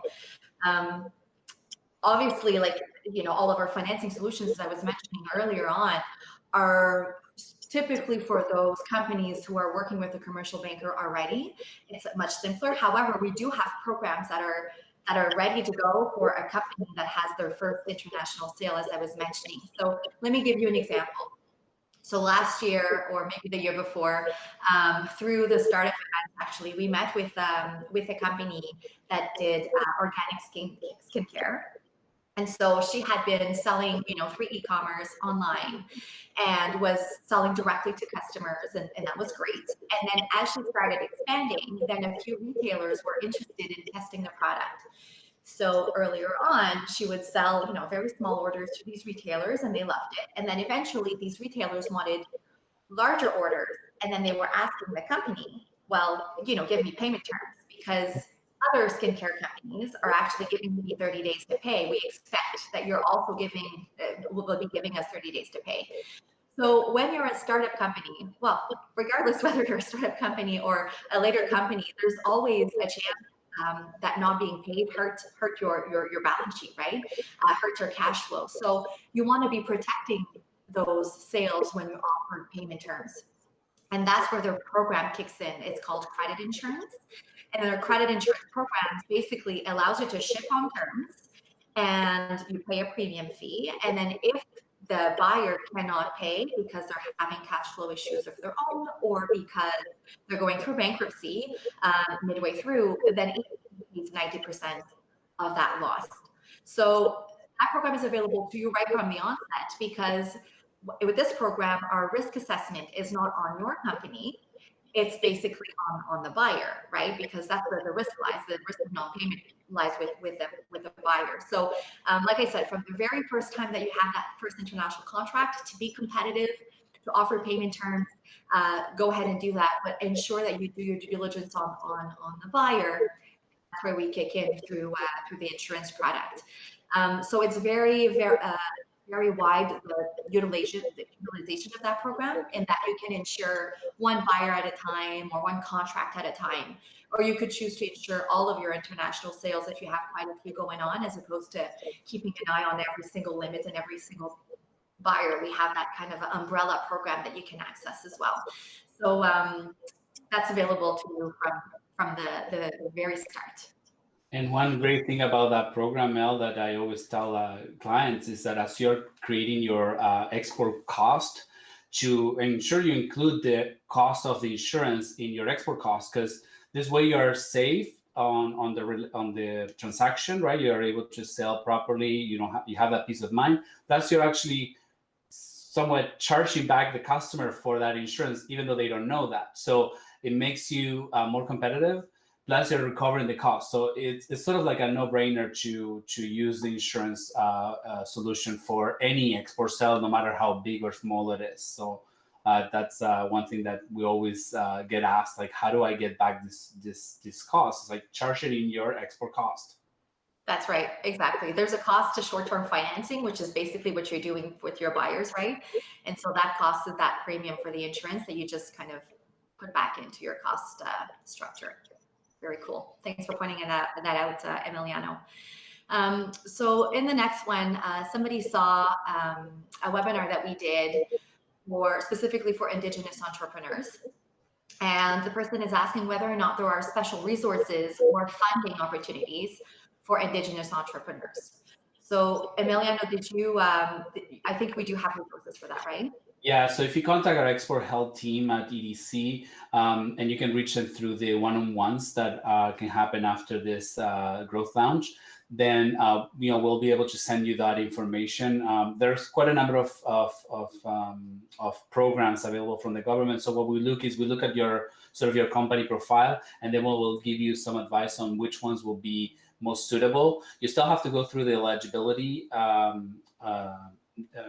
a process just to make sure that that is the right program, but at least we'll point you in the right direction and you save some time finding them. But yeah, definitely please reach out to our export help team. Thank you. So maybe talk to the export help team a little bit and talk about what services are offered there. So we offer different services in our help desk, and one of the things we do a lot is we get questions about grants, or we get questions, let's say, about Incoterms, or questions about how to, can I get some preliminary research on a particular market, or I'm trying to go to this market, what are some of the resources? So we have quite a number of offerings there for our team. Normally our rule is, if we cannot help you, we will actually send you to the person or the association or the potential agency that will be able to provide the help. So no matter what kind of question you have, as long as it's export related or trade, if we cannot answer, for sure we'll send you to the right contact. And we also sometimes get questions about where can I find, let's say, an exporting sheet to create my costing.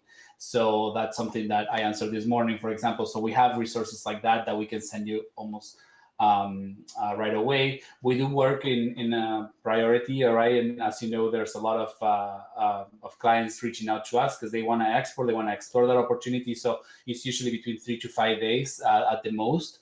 And please, reach out to our team for sure. I'll add two things on this. It's a fantastic service. Customers who receive the information from our expert advisors are finding it very thorough, very comprehensive. There's always great feedback. So first of all, to learn more about it, or maybe to have, if you have a specific question, I would encourage you to connect through the platform here via startup with the one-on-one meeting, right? So you can book up yourself a one-on-one meeting. Laura Richardson, our colleague, is there available for you this afternoon. So go ahead and do that, and then you'll better understand how to actually go ahead and book those and access the export team. But also, I guess I'll take the opportunity here to talk about all of the premium content and premium services that EDC has to offer. There's a lot of information on our website, of course, right? If you go on edc.ca, there's a bunch of information. But when you actually create yourself a profile and you create yourself a My EDC account, then you all of a sudden have access to all of that premium content that we create. So behind that account of yours, you would actually have access to what we call the Export Help Hub. So as you could imagine, Emiliano and his team and his colleagues answer hundreds, thousands of questions over the course of a year. And a lot of those answers are actually quite reoccurring, right, or common ones. And so what we decided to do at EDC, we took all of those questions and all of those answers and we put them into a digital tool so that you can go in and you can type in your question and see the most relevant answers that were provided by our team of experts. And so sometimes that's sufficient for you to be able to move along in your export journey. And obviously, because it's a digital tool, then the answer is immediate. But when you don't have an answer, through that tool, you also have access to the team so that you can pose a more specific question for which you may not have found an answer in the tool. So it's a really great resource. And that's just one example of a tool that is behind the My EDC. So I definitely encourage you to create yourself a My EDC account when you go on edc.ca. And that's great, Mel, because you kind of answer Frank's question in regards to where should I start looking when it's time to export, right? So please start there. because you'll get a lot of different tips and resources in there. And if for some reason you're not finding what you need, like right away, you'll see our contact box so that you can send us a question as well. And more so when you are like very early on in your journey, you might have some questions, but there's certainly a bunch of questions that you haven't even thought of asking, right? Because there's a lot of I didn't know, right? I don't know. So because all of the questions and answers are categorized, it actually allows you to go and see what other questions have been posed by other individuals, so that, you know, it kind of give you an aha moment as to, oh yeah, I hadn't thought of that. I'm actually going to dig a little deeper to be better prepared in my journey to exporting. Okay, so next question. It is very nerve-wracking, maybe, yes, to enter new markets, and it seems risky. How do you apply for your insurance program?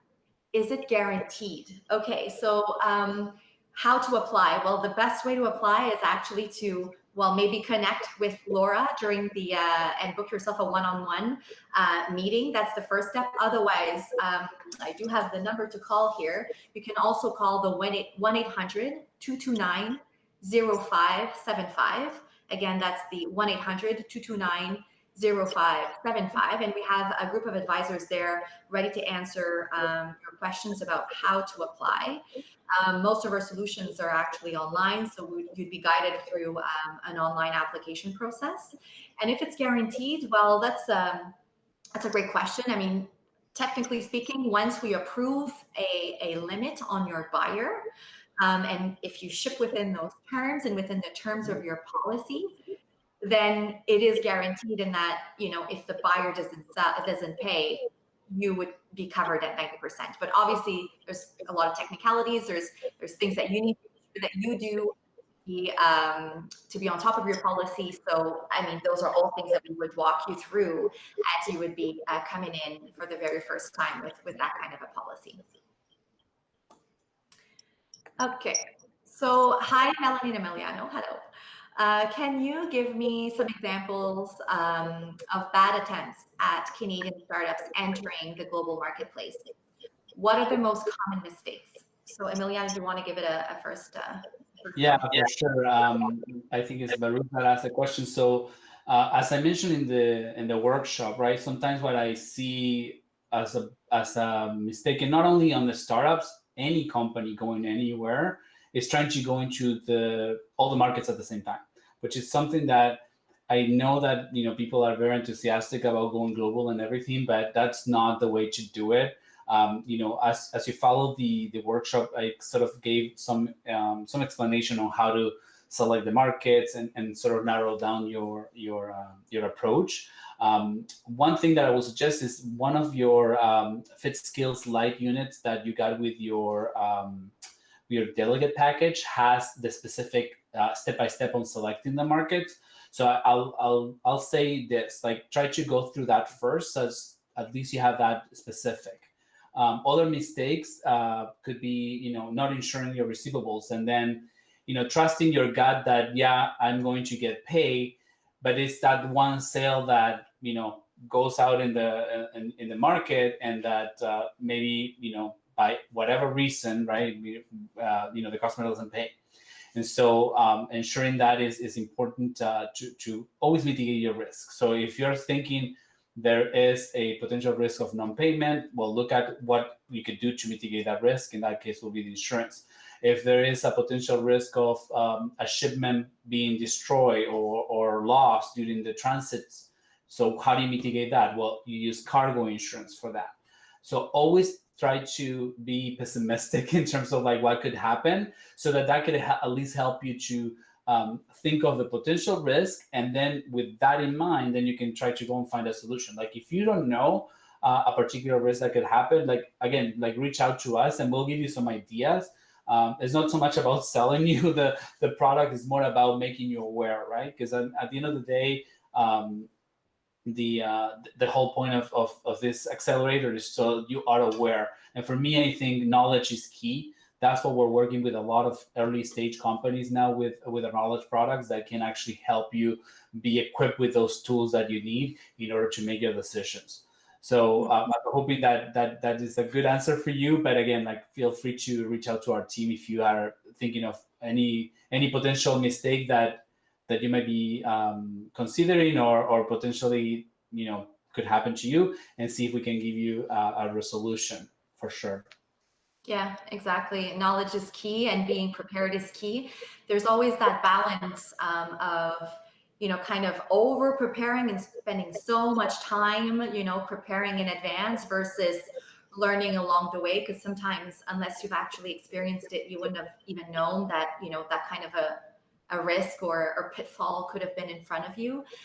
So there is definitely that balance. But what I would say is ensure that you reach out to your partners, right? Like us, like the TCS, like UPS, like we're all here to support you in your journey, and don't think you have to do it all alone.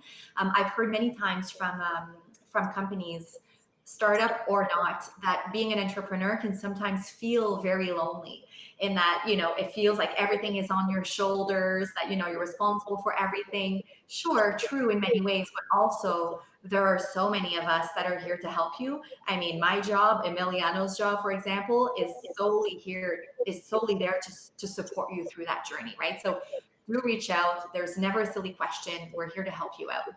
Yeah, and working with partners is key. You can't do it all on your own. Just imagine, like, companies usually sometimes like outsource their payroll to a company because it's maybe very costly for them to do it in-house. So think about the different agencies as a way to somehow outsource a little bit of your research time, thinking of different solutions, learning. Is investing a little bit on your own. But I usually say to companies, if you, let's say, even read the units that we have put together from the Forum for International Trade training, and you have that clear, those units take you about an hour each, and there's about 6 or 7. So it's not a lot of time that you have to invest, but then you're equipped with that knowledge, so that even if you're not going to be doing the task of, let's say, shipping, at least you're aware that when you call like UPS or you call any freight forwarder, that if they ask you about a particular, if they say, do you want cargo insurance, at least you know what that means. So it's very important to also invest some time in learning, even if you're not going to be doing that particular task yourself. Mm-hmm. Now, Elizabeth is asking whether or not EDC can scale with the business as it grows. For example, starting off in a growth phase and moving into large international deals. So in fact, yes, right? So there is definitely that journey. And for sure, as you grow, there is more and more programs that become available to you. I mentioned it earlier. A lot of our financing programs are work pair and pair, like with your commercial banker. So when you're in the small business segment of your bank, there's less accessible services versus when you actually find yourself in the commercial side of the banks. And the way that we work with the banks is that, as you are growing and scaling, obviously the banks have different ratios that they need to respect. And if you are in a high growth phase, need a lot of cash to be able to, maintain inventory and so on, but then your last year was not as big, the ratios of the banks are off, and then all of a sudden, their comfort level in giving you exactly the amount of money that you need is limited. And so that's when we come in, right? We help take on some of the risk. So it could be that, say, you go to your bank and you ask for a $500,000 line of credit, but they're only comfortable with $250,000. If they come to EDC could guarantee half of that loan, meaning going from $250,000 to $500,000.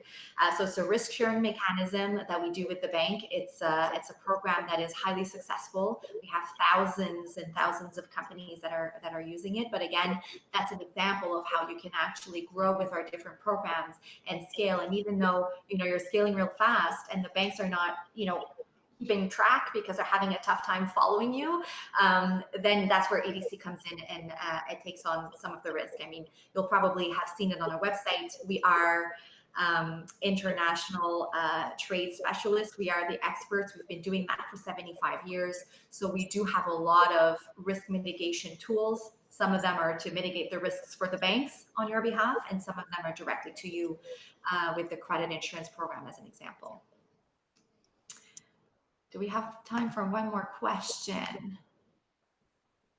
So what saying. what are the trends that we are seeing in August, September? What does the export environment looks like now, and what does it look like in a few months? Great question. Again, I'll refer back to creating yourself an EDC, my EDC account. There's premium content back there that will help you answer that question. I personally am not the expert. I am not an economist. However, you might have heard of our chief economist, Peter Hall. He does weekly video capsules that talks about, events that happen through that week. He gives insight on what the status is, on where he thinks the economy is going. So that's one example. And then obviously there's economics reports and guides. They are divided by industry. They are divided by markets as well. So it's a great place to go to be able to have more information specific to your question there about the economy right now and where it's going due to COVID. Do we have one more question here?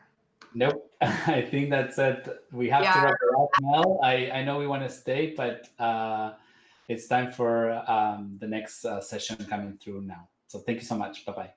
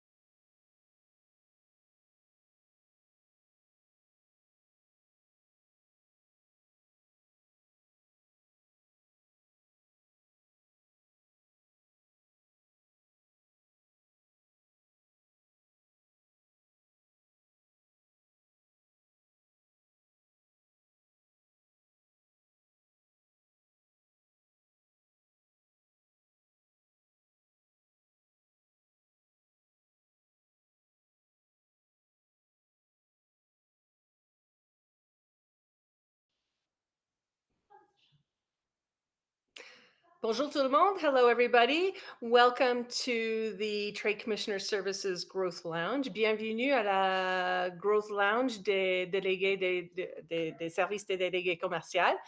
It is a pleasure to be your host today. C'est vraiment un grand plaisir d'être votre animatrice aujourd'hui.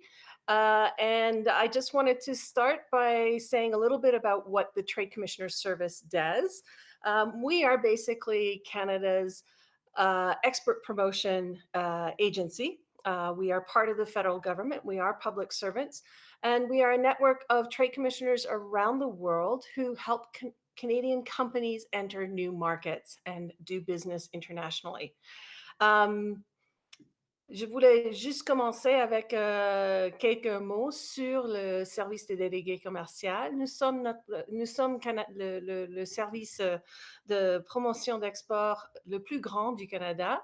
Nous faisons partie du gouvernement fédéral et nous aidons les compagnies canadiennes à entrer dans les nouveaux marchés internationaux et à faire des entreprises internationales.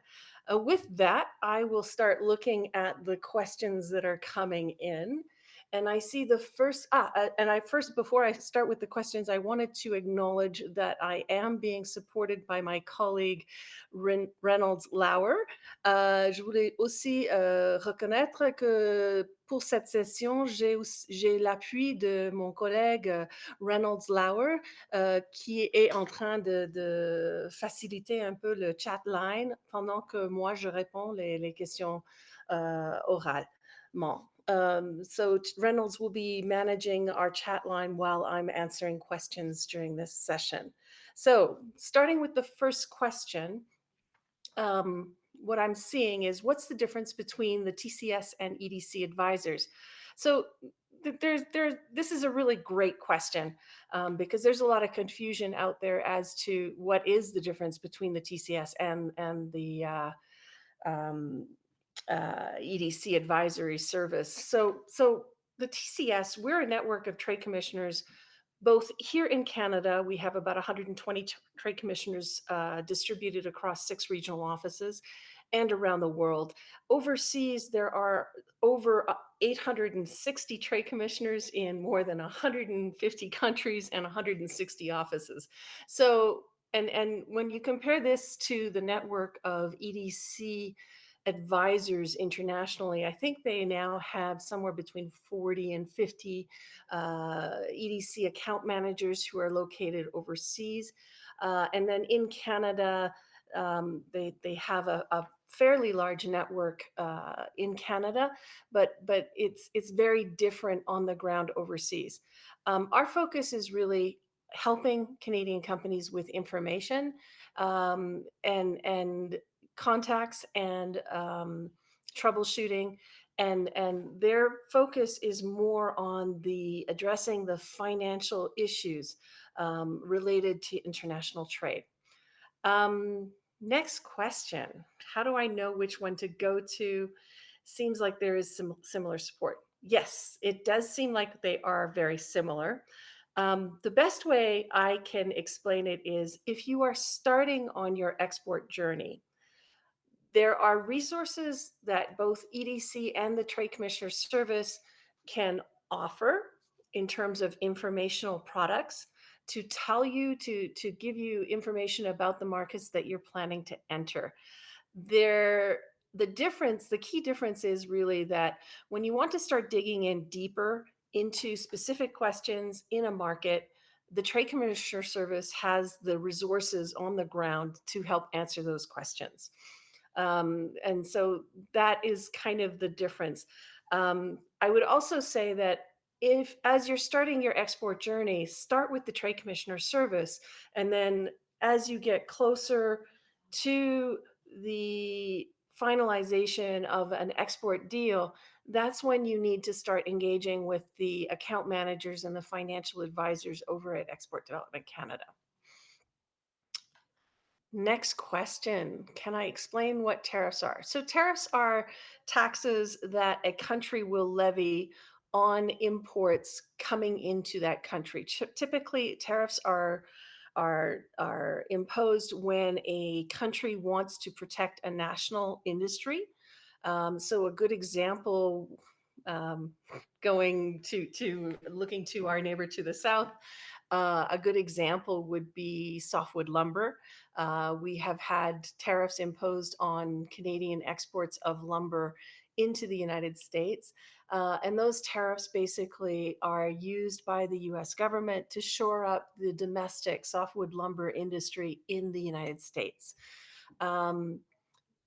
We tend to impose tariffs typically when we see that another country or countries are competing unfairly on a specific product. So for instance, if one country is subsidizing production of a particular product and then is exporting that product into another country where that support or subsidy does not exist, then typically we would apply a tariff basically worth the value of the subsidy that makes the trade unfair.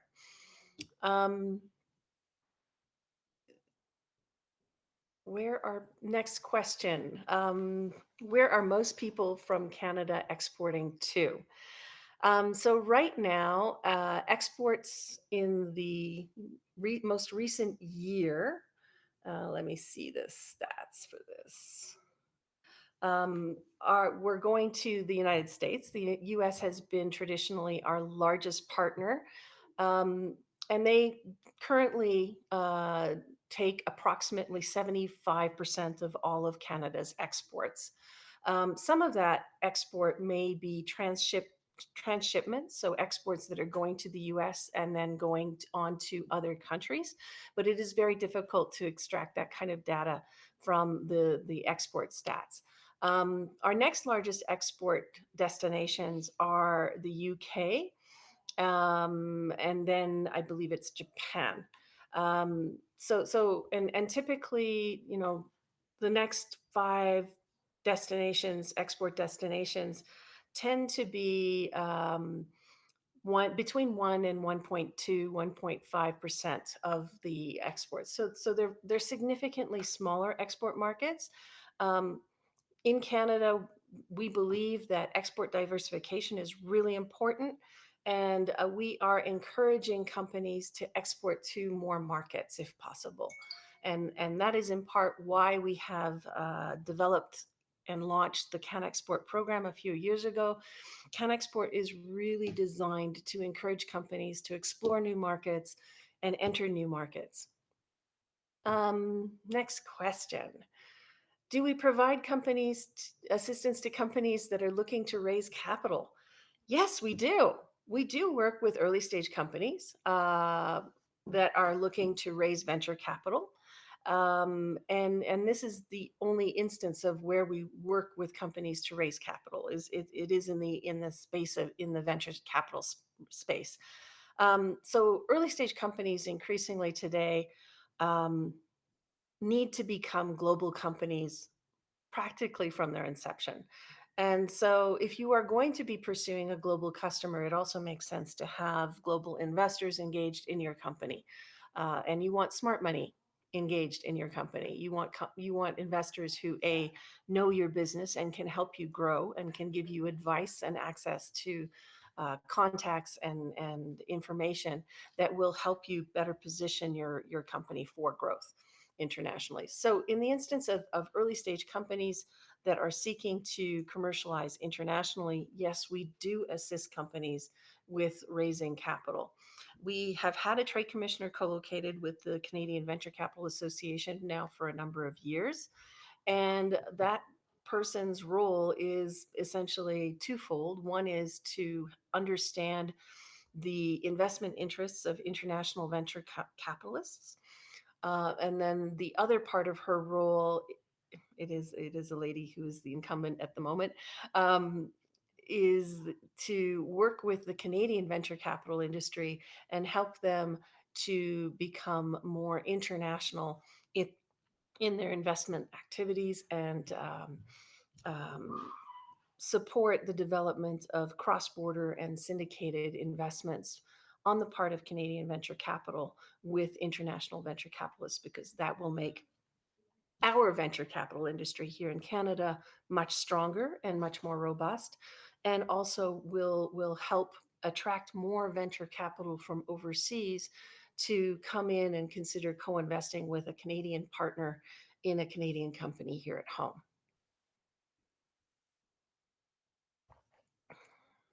How has COVID-19 changed how businesses are exporting internationally? So that's an interesting question, because on the one hand, there have been huge impacts. We've seen a lot of companies pivot from doing business as usual to addressing demand that is frankly prompted by the pandemic. So we've had companies who are in the space who are producing protective equipment for the oil and gas industry pivot to making protective clothing and operation gowns and surgical gowns for the life sciences industry. We've had companies pivot from making cleansers for industry to making cleansers for making hand sanitizer to respond to the sanitation requirements that containing this pandemic pose. A classic example is, excuse me, the beer and distillery industry in Canada has started to make hand sanitizer in large quantities, apparently. So it has had an impact in terms of slowing down cross-border travel.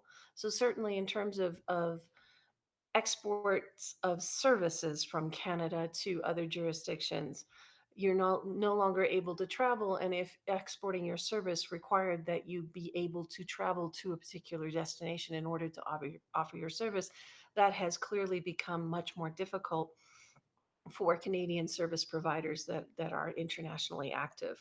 On the flip side, though, there there have been companies that have been doing extremely well because of COVID, who have been able to seize the opportunity that COVID represents in terms of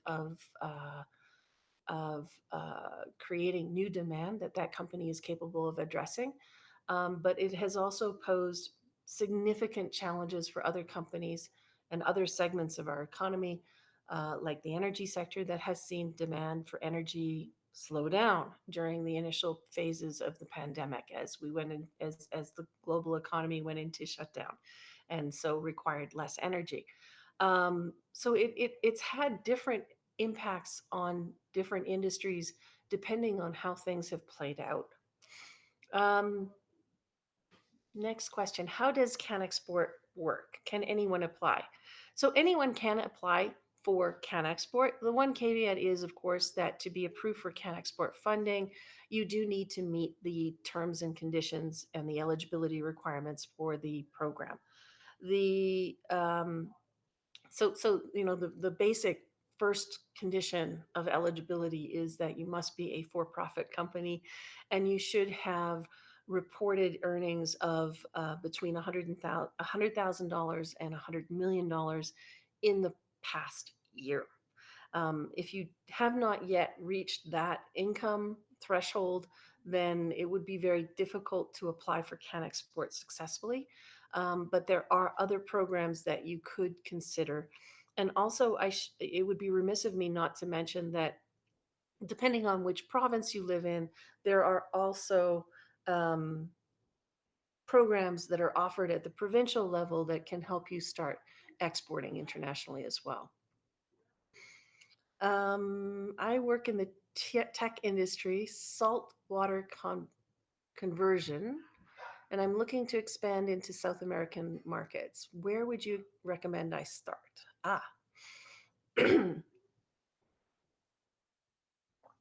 So saltwater conversion, I take it you mean desalination? And it would depend, of course, on what your target market is, if it's industrial or whether it's municipal water consumption.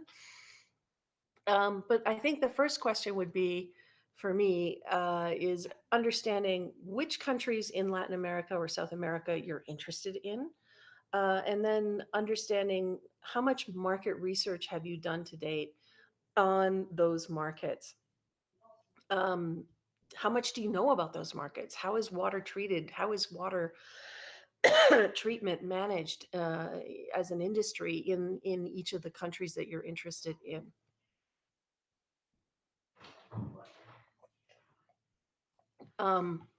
The big question is then, after you've sort of understood how is the industry managed in each of those discrete markets, the next question would actually be to connect to a trade commissioner in that market and ask them for additional information. Are there particular conditions as to how the industry is managed in that market that aren't generally well known outside of the country? Are there contacts that trade commissioner in the market can introduce you to? Excuse me. Are there opportunities, projects that are coming up that you could be qualified for, that you could bid on? Excuse me. So those are the types of things that I would be looking at in your position. Those are the types of questions I would be asking. So I think the first step would be to reach out to your local trade commissioner office, whether it's in the Prairies, in the Alberta office, or in the Saskatchewan and Manitoba office. Excuse me. Oh. Next question. What does the TCS provide that could help an early stage startup? So early stage startups are a very special type of client for the Trade Commissioner Service. We have a specific program called the Canadian Technology Accelerator, which was launched first in the United States and is now turning into a global program.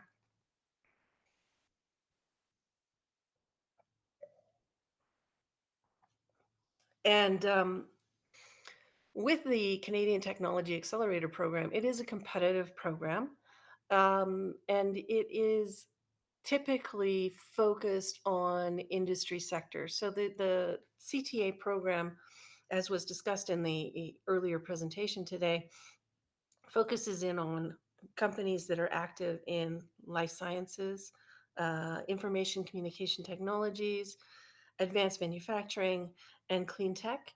Um, the programs in the States are well established. They've been running for more than 10 years, and they tend to have fixed window application processes. In the past 2 years, we have launched Canadian Technology Accelerators in the Asian countries. So we have 5 CTAs now in Asia, and we are now launching new ones in Europe and in India. And we hope to have one in other countries as well, in like Israel, and we have piloted one in Mexico. The new CTAs are a little bit different. Some of them still have fixed window application processes. Other ones have ongoing rolling applications. And they do tend to have a focus on specific industries and into specific niche sectors. So an example of this would be we're currently launching recruitment for fintech CTA program in one of the Asian accelerators. And we will be launching another one, I believe, in health tech and in ag tech shortly. So there, those CTA programs look at companies, and they are designed to help companies raise capital, acquire international consumer customers, sorry, and also help them scale. So they're going to be looking at pretty much all of the different facets of the business, but with a particular focus to the internationalization of the company and the international scaling of that company at an early stage. And typically, companies that are going into the CTA programs should have a fairly mature technology readiness level. And they should be very close to market, if not already in the market with a minimum viable product. You are just starting a international clothing line. What would you recommend to expand rapidly? So how to expand, whether trying to go, when you're trying to go international, really depends on the internal situation that your company has. If you have the capacity to scale up production rapidly and can take on a client like Nordstrom's and supply that client quickly and efficiently, then there is nothing to say that you should not go big and go fast. The question, though, is really if you have that capability and have that capacity. Most early stage companies that are just starting out do not have the resources to undertake that type of a scale up rapidly and successfully. And so we would suggest that maybe sometimes you should bite off smaller markets, smaller clients, and grow a little bit more organically. Now, if you have been in the business for a long time and this is not your first rodeo, so to speak, then there's actually nothing that says that you shouldn't try and go big quickly. If you are already used to setting up and scaling up your manufacturing and your shipping and your sales and your product return functions, and you understand how to set up financing solutions for both scaling up your production and financing your accounts receivable, then there's no reason why you shouldn't do it. it really is on a case by, it is a personal decision, and it's also up to the individual, because if you want to go with the large scale up quickly, the risks inherent in that are, of course, if you go big, you risk big, and you can fail big. Going it slower and smaller can sometimes make it a little less risky and be a much more manageable growth prospect for your company. Um, I can. Thank you. I am being told that we are running out of time. So the last question is, hang on. Food products. So basically, there is a pilot that's ongoing in the Prairies. We are providing exporters of food products, food product manufacturers with export assistance. And of course, overseas, our trade commissioners, we do have trade commissioners who are focused on export promotion of food products and commodities overseas. With that, I am going to have to wrap this up. Thank you very much for the many questions. If you still have questions, I encourage you to reach out to any one of our regional offices. And of course, both Ren and I will be very happy to entertain any questions at our specific office emails, which I believe Ren will be posting as well on the chat. And do remember to take advantage of some of the other opportunities that are being offered through the Startup Canada Export Challenge, notably access to the Forum for International Trade Training. And with that, I will say thank you and enjoy the rest of the Export Challenge sessions.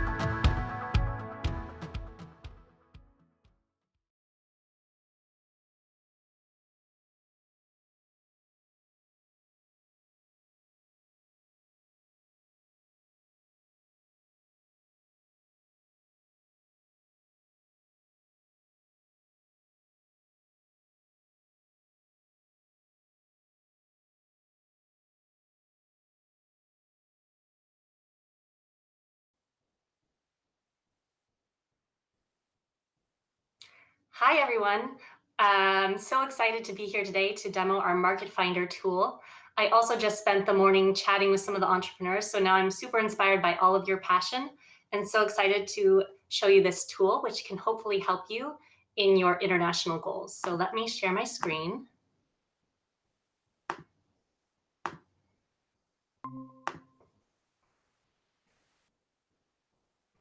Great. So as of last week, Google has launched Market Finder for the Canadian market. And this is such an exciting tool for businesses like yourselves.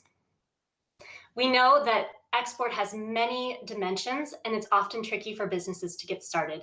And Market Finder simplifies this going global into 3 steps.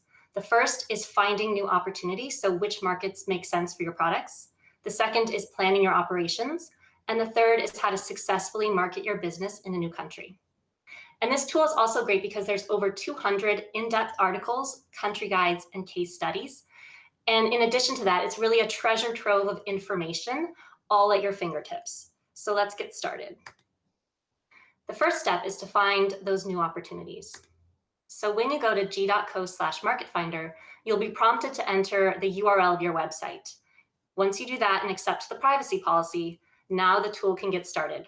So Market Finder is combing your site to understand what product categories make the most sense. So there's over 3,000 different product categories that are translated into 55 languages. So it's really a global experience. And you can choose up to 5 categories that best reflect what your business does. So let's say that these suggested categories aren't correct. You're welcome to click on Add a Category. And here you can X out the ones that are not relevant to your business and add in up to 5 that are the most relevant for your business. And once again, you confirm these categories. The tool has now suggested your top 3 expansion markets. And you might be wondering how it does this. So it's actually a weighted ranking of several different metrics looking at demand, macroeconomic factors, and competition. So with demand, Google is looking at the monthly average searches for those product categories that you chose. With regards to macroeconomic factors, we're looking at things like the ease of doing business ranking that the World Bank puts out, as well as the net disposable income. So balancing the fact that for some countries with a high number of searches, they may not have the same propensity to buy online as other countries. And third, when we think about competition, we're looking at the Google Ads average recommended bid to understand the online competition for these product categories. And now to access the full report, simply complete your profile. You can sign up with Google or connect an existing Google account, and we're on our way. So we saw earlier that the tool suggested 3 markets for us. What you can do if those aren't the potential markets that you're interested in is again, X out the ones that you don't care about and choose up to 3. As you scroll down the page, you'll see all of the markets listed. You can select up to 3 markets here. And once you hit confirm, that button in the top right corner, now we can see the full dashboard of insights. So we're under Explore Markets right now.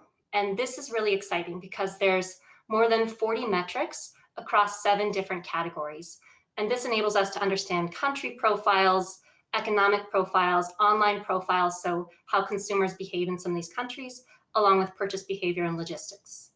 And if at any time you want to change your markets, simply go to the panel on the left-hand side and edit your potential markets.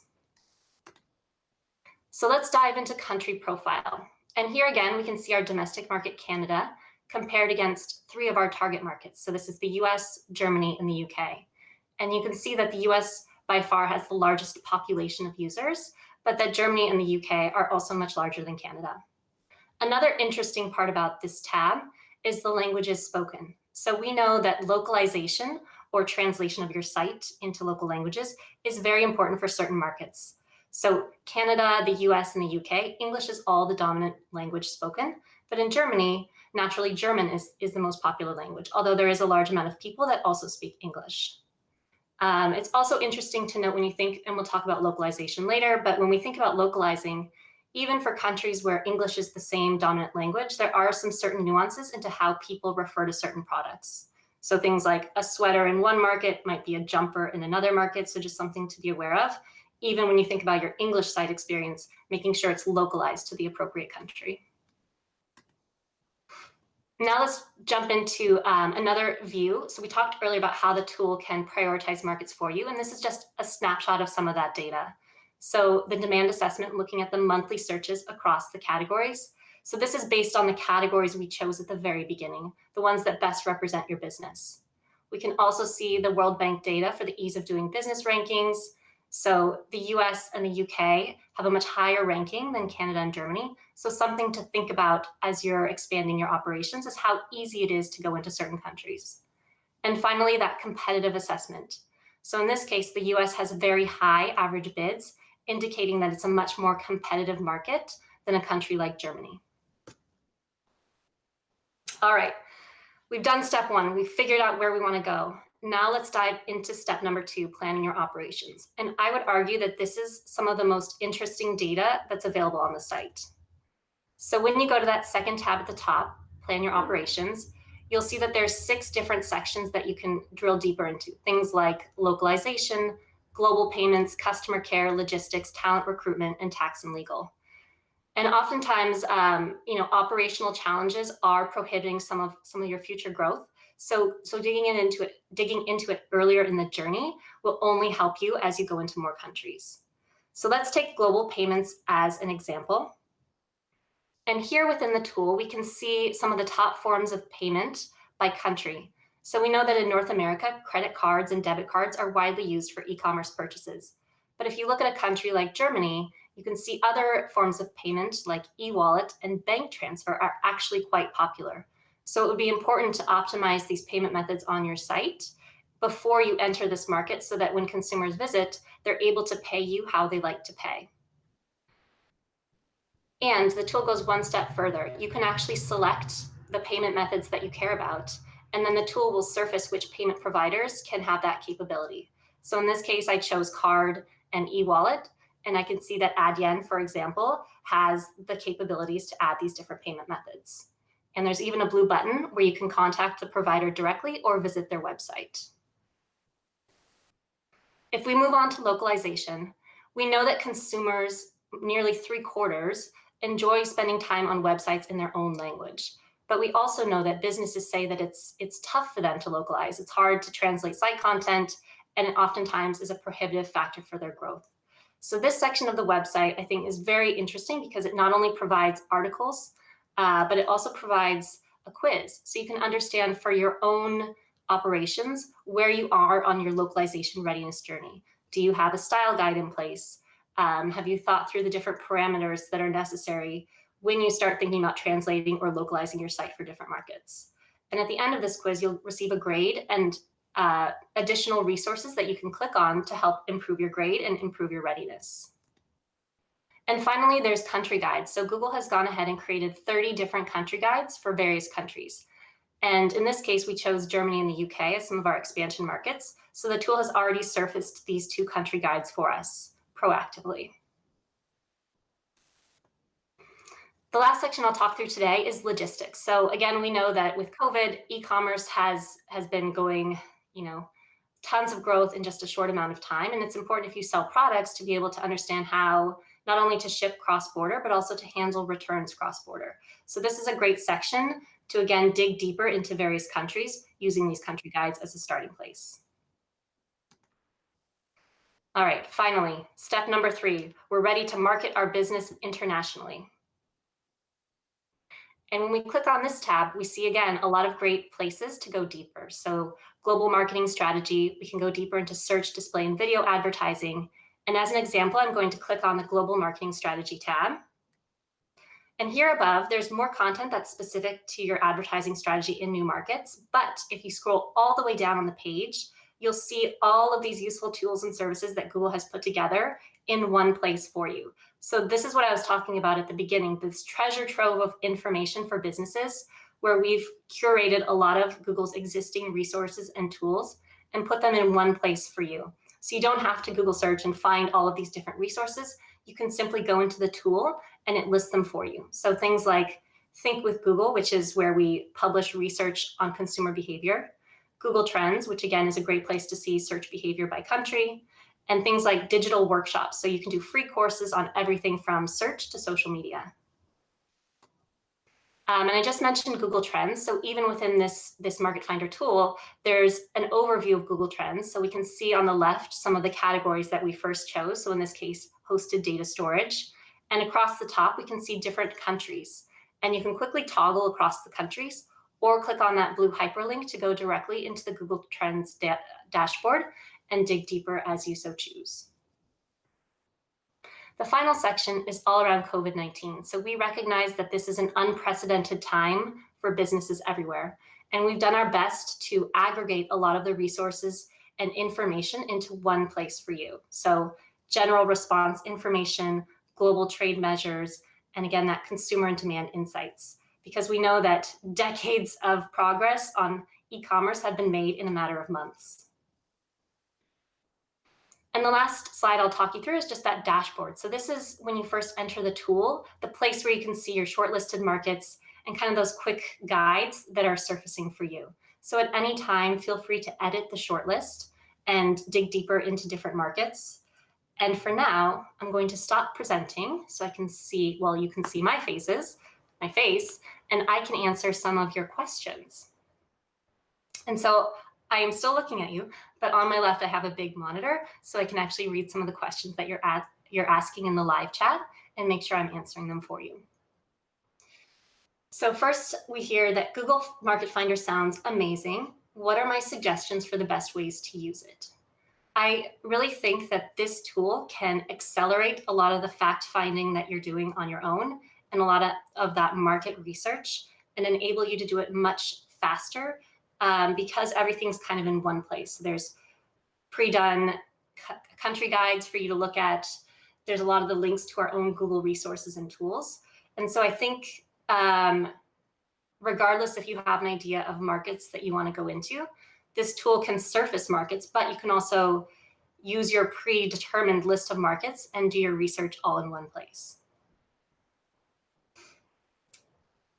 Will we be discussing how we can use Google platforms to better the user experience in your business? I think that's a tricky question because there's so many things we can do on the platform. I mean, that's a lot of our full-time jobs at Google is helping clients to better use the platform to reach their audience. I think some of those free tools like the trainings on the Google products could be really useful if people in your organization need to be up-leveled in terms of education. I think this tool also can give you a lot of those consumer behavior changes that we've seen. So if you go to Think with Google, you can see some of the research that we've done, especially during COVID times, to understand how consumers differ in their behavior across markets. And so when we think about the user experience for your business, I think not only understanding how consumers operate in different countries, but also using some of those country guides to make sure that your site experience is as localized and tailored as possible, I think will not only help you be more successful, but give consumers a greater sense of ease when they're on your website. And I think that's especially important when we think about payment methods and localization. So like translating some of your content and making sure that it really looks, feels, and sounds like a site from their native country, I think will enable your business to do better in different markets. How does Google Market Finder pull this information? So that's a great question. Market Finder is a blend of third-party data, things like the World Bank, which releases things like the ease of doing business rankings, some of that net disposable income information that we saw for households. In addition, there's also Google data that's updated based on the last closed quarter of data. So we can see search interest for the categories that you've chosen. That's where the Google Trends graphs showed up. So that would be things like search interest for the product categories that you care about by country. And so this blend of third-party plus Google proprietary information really gives your business insights that can only be found with Google. Can Market Finder help me navigate a country's laws surrounding taxes, etc.? So anything regarding taxes and legal, like we do have a section of it within the Going Global tab at the top. But again, we recommend that you would do your own due diligence, especially with regards to taxes and all things legal. So whether that's having your own tax expert or legal professional helping you. But I think a good place to start would be the tax and legal section of the site and digging deeper into some of the country-specific materials that we've already gone and researched for you. How can this tool help me with marketing? I find marketing internationally really hard, from translations to the key messages we use. I think 100%, like that's an issue that even Google's biggest advertisers have, is figuring out how to nail the international messaging. I think there's the special part of the site all about global advertising, where you can dig deeper into search, video, and display. So there's articles and case studies within that section. I think potentially doing a deeper dive into Google Ads training. So understanding what messages resonate within your own Google Ads account, like how you can mine your own data, so to speak, and see what's driving traffic to your site, what types of terms are users converting on, meaning making a payment or doing some sort of action on your site. And so I think the more you understand your own data and what you can see for different markets, the better and more tailored you can be as you iterate and launch new campaigns in those markets. But again, it's tricky. I mean, we've got Think with Google that's also linked there. And again, we can see some consumer behavior differences by country. So understanding for certain markets whether it's more price and discount driven or loyalty program driven. I think a lot of those nuances in consumer behavior can also impact how the messaging that you go out to markets with. So I think a combination of your own data, Think with Google Insights, and even things like search data, like if you go to Google Trends and see some of those top rising searches or top category searches for the categories or terms that you care about, again, gives you a great starting place. Can this act as a hub for a campaign? Does it have a way to measure the success of international campaigns? Unfortunately, right now, the tool does not sync directly with your Google Ads account. So there's no way for us to understand this as a metric of success when we look at your Google Ads ecosystem. I think it's a good way, though, to ensure that whatever you're doing on the paid media side is as tailored and localized as possible. So I think when you dig deeper into some of those country user guides, it'll really help you make a great site experience, which then should improve performance when you look at your Google Ads account. I'm looking to recruit employees in international markets. Can Google help with that? So we can't directly help with that, but we do have a talent and recruitment section on the Plan Your Operations site. So you can see some of our country guides for recruiting in different international markets. I believe we have more than 15 different country guides already created for some of those top international markets. And you can see what's different about talent recruitment in Australia versus the UK, for instance. Can I talk about analytics and how I can better track them? Absolutely. So when I think about analytics, what I'm thinking about here is Google Analytics, and it's free. So you're able to sign up directly if you go to Google Analytics, and you can sign up for a free account, and you can connect your existing site. And then that'll give you a way to monitor a lot of the incoming traffic to your site. From there, I would probably recommend some of the free training courses that Google offers. So if we go back to some of those useful tools and resources, I believe there's a section for Google Analytics, and that would be a good place to start to learn more about how to mine your own data and get a lot of those insights that only you yourself can see about your business. I'm not sure how to ship my goods to new markets. Does Market Finder have any information about international shipping? Indeed, it does. So that whole logistics section has specific country guides, but it also has a way to find logistic partners. So again, you can do the logistic readiness quiz to see how ready you are on that framework. But you can also look and see the top shipment providers per market and see which one makes the most sense for you to partner with as a business. So that could be DHL in certain markets or UPS, but we have a lot of those listed along with their capabilities. All right, I'm looking to connect to global markets after having some success in Canada. What do you think is the most important?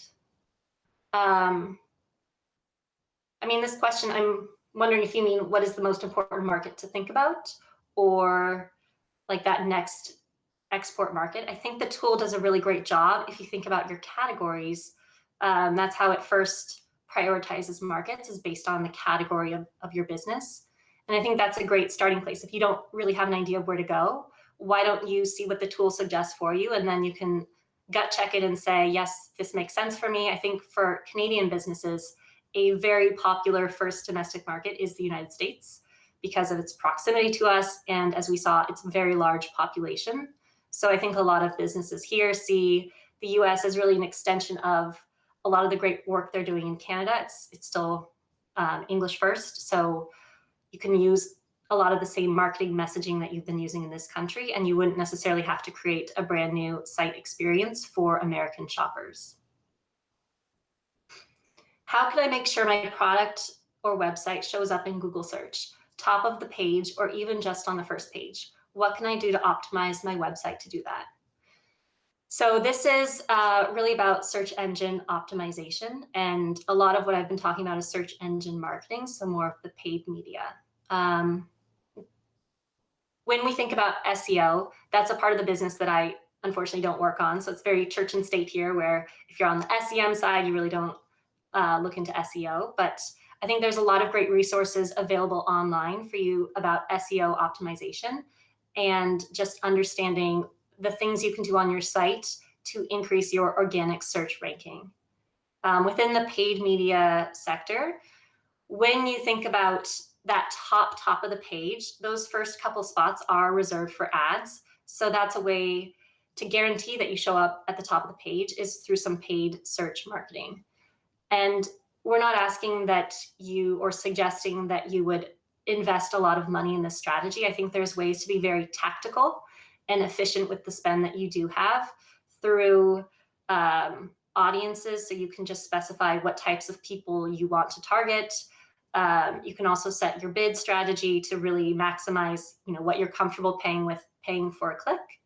And there's a whole host of strategies around the paid side. So you're not just showing your ad to anybody and everybody, but you can think about people that are in market for a certain category. And again, that just takes your money a lot further and also scales, the work that you're doing to reach high intent audiences on Google. How do I think a platform like this impacts how businesses will bounce back from COVID? So, it's a tricky time, and we've seen, as I mentioned earlier, like many years of acceleration in e-commerce and digital behaviors in a matter of months. So unprecedented times for businesses large and small. I think the more localized, meaning the more tailored and natural a site feels to local consumers, the greater likelihood that you will bounce back quickly. So thinking through payment options, if you're going to certain countries, just making sure you have the right payment set optimized on your site. Thinking about site translation. So is the content sounding and feeling like it was written by someone in the country, or does it feel like maybe it was just like straight translated and that there's some parts that don't feel as natural? I think now during this lull, doing a lot of the heavy lifting to make your site experience great, I think will pay off in the long run, especially as we get out of this COVID time. Have I heard any cool stories about how consumers have used this tool? There's probably lots of cool ways people have used this tool. It was just launched in Canada last week, so maybe someone out there can be one of our future case studies for how they've used this tool. I think I'm getting the wrap-up sign in just a minute, but I've really enjoyed talking to you, and I hope that you enjoy using this tool. I think it can be really powerful for your business, especially as you're looking to scale to that next level of growth. So thank you very much.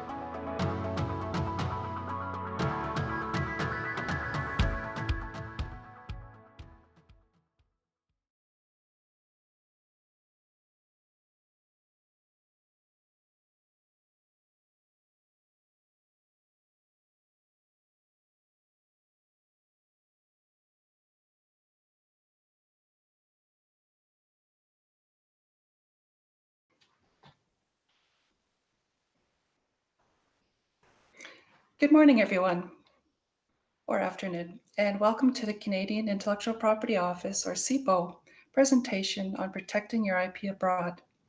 My name is Marnie, and I'm one of 8 IP advisors across Canada, available to work with startups one-on-one as you build an IP strategy that supports your exporting plans. Now, there is a link in the chat. I'll invite everyone to click on that, and it should take you to the deck that I'm going through. Unfortunately, we're not able to show it on screen or for me to share my screen, but if you're able to click on that link, it should take you to my deck.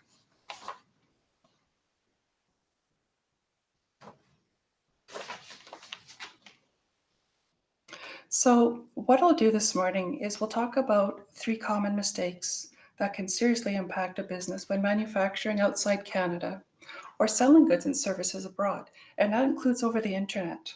To avoid these mistakes, I'll talk about the things you can learn and do as you take on the journey of going global.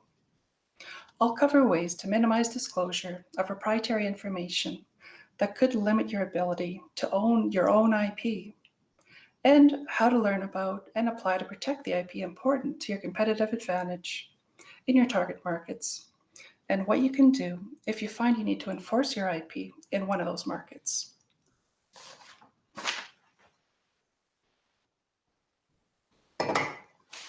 So first, let's look at why it pays for innovators and startups to be smart about their IP.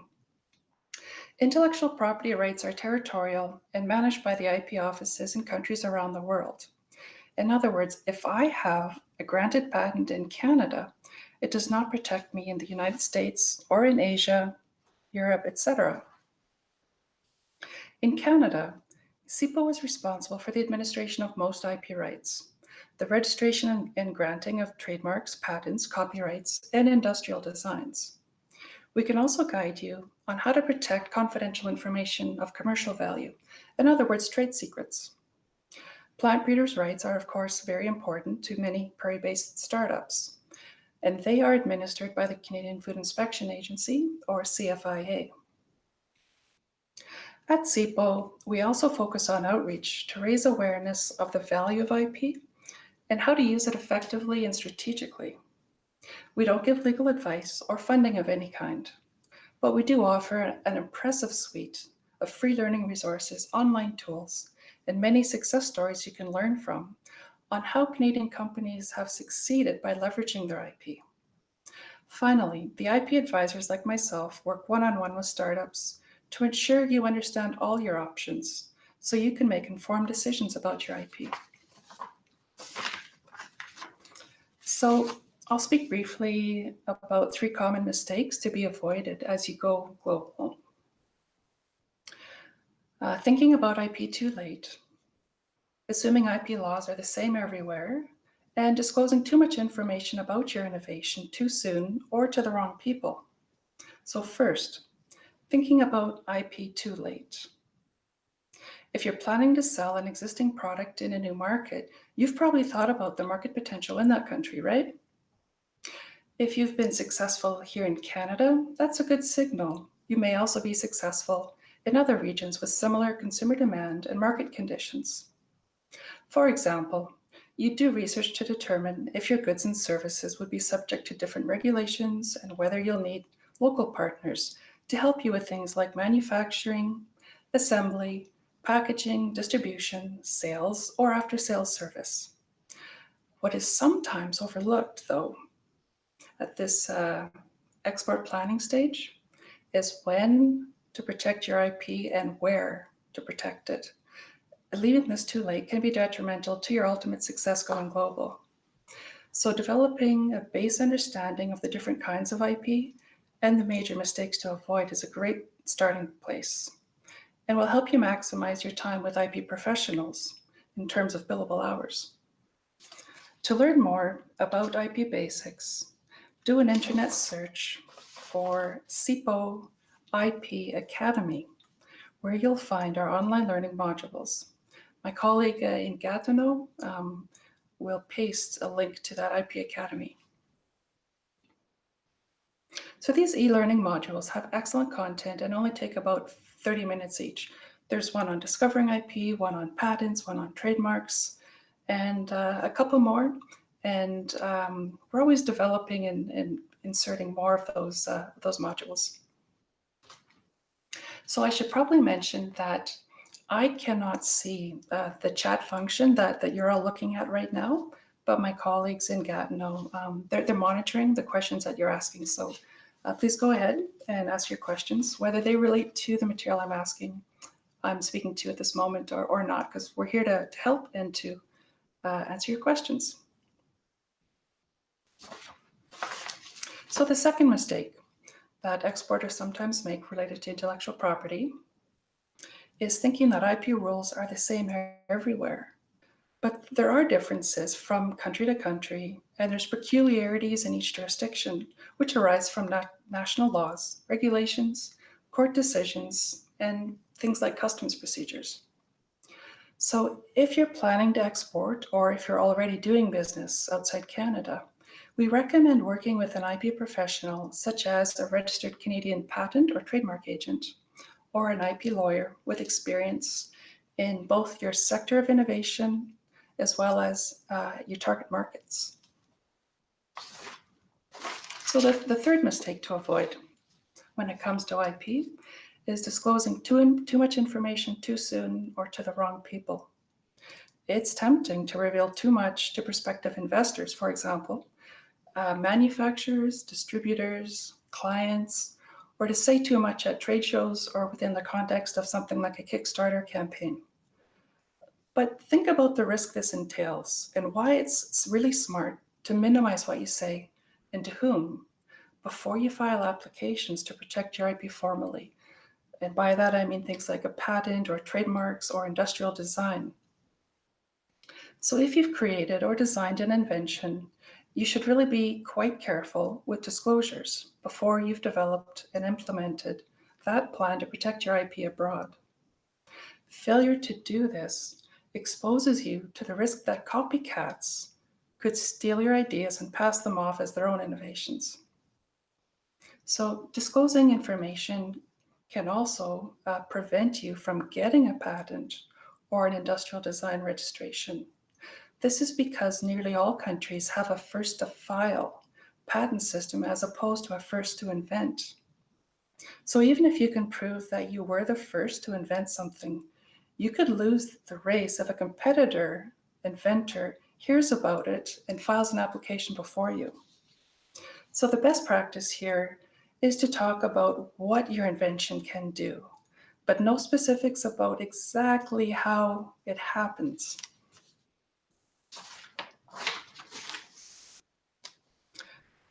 So how can you minimize this disclosure risk?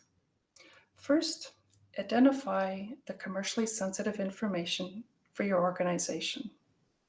Be very selective when you need to reveal this information and only disclose it on a strict need-to-know basis. It's best practice that before you have formal IP protection, to establish confidentiality or non-disclosure agreements with your employees and also with your partners and any outsiders that have a legitimate need to know those important details. You may find that some experienced business people, some investors, for example, are reluctant to sign an NDA or other confidentiality contract. So again, think about ways to describe your innovation in a way that describes what it can do and not how. And then practice that non-confidential pitch. Next, employees are unfortunately the ones most likely to disclose a company's valuable trade secrets. And this can happen either intentionally or inadvertently.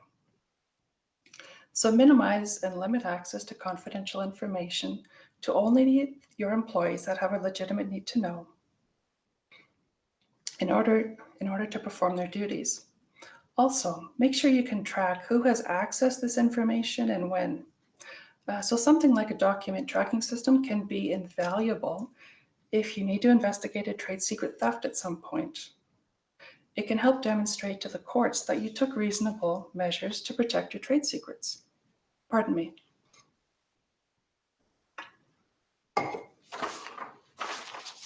So As mentioned, another common mistake is to think that IP rights, laws, and procedures are the same everywhere.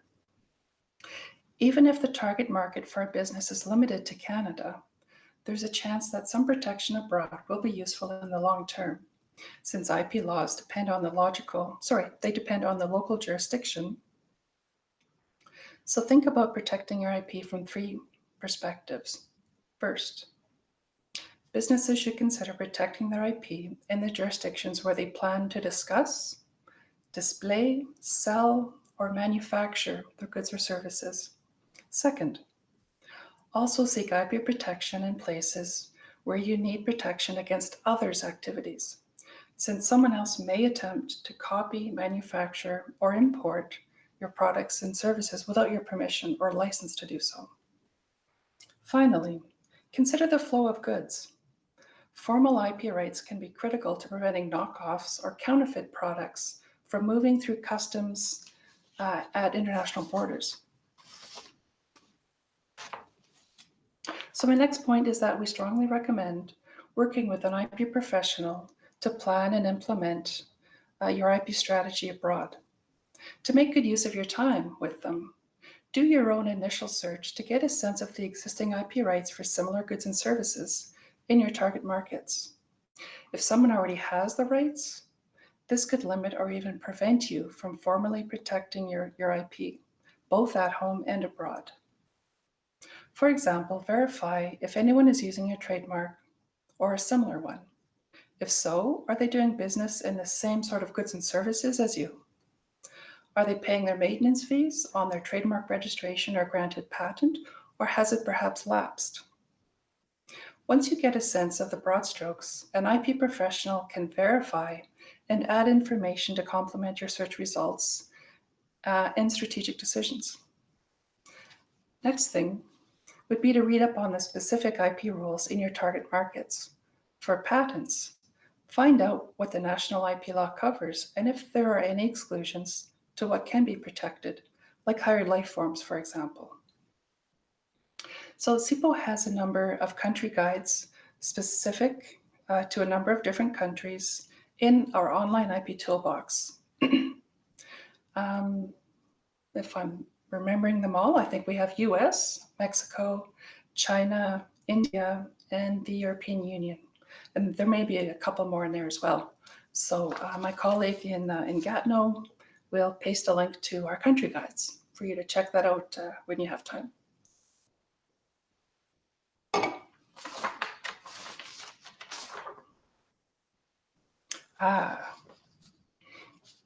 So for patents, one important IP rule that can differ from country to country is about something we call grace periods. So some countries allow a grace period, pardon me, of 6 months or 12 months to file a patent or industrial design application after public disclosure. Some countries, however, they do not allow a grace period. So this is a really important consideration for the timing around when to file a patent application and the sequence of which countries you'll apply in first, second, third, etc. Grace periods. So for trademarks, find out if your target markets have a use requirement. Do you need to prove you've used or plan to use a trademark in order to register it? And some countries, including Canada, have some level of common law protection for unregistered trademarks in local markets where brand recognition can be demonstrated.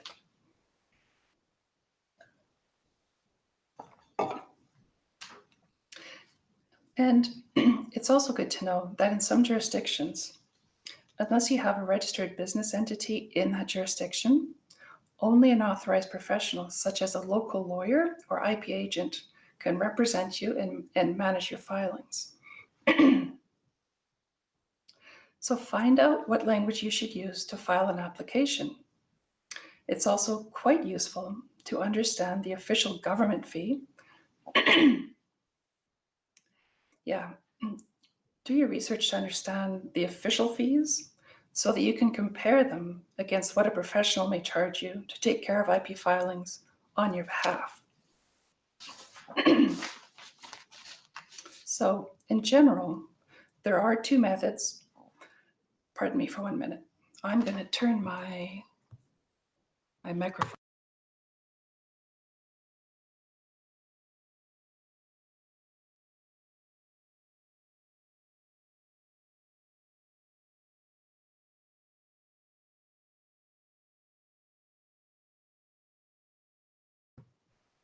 Sorry about that, folks.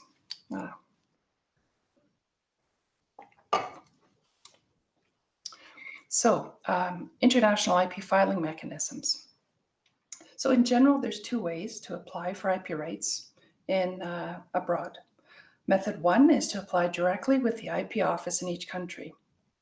For example, many companies start their patent filings in the US and either directly or shortly after use that US application as a basis for a Canadian application. The other method, if you plan to apply in multiple countries, is to use an international filing mechanism. So this streamlines the process so inventors and creators can submit and pay for their international applications through a single online portal in one language and pay fees in one currency. This route can save you money and give you valuable time before you have to start paying fees to IP offices. For patents, the international system has the added benefit of giving you up to 1.5 years of extra time before you need to identify which countries you want to apply for that patent in. And this extra time can be very valuable for you to find partners, investors, or if you want to test traction in your different markets to then narrow your focus strategically.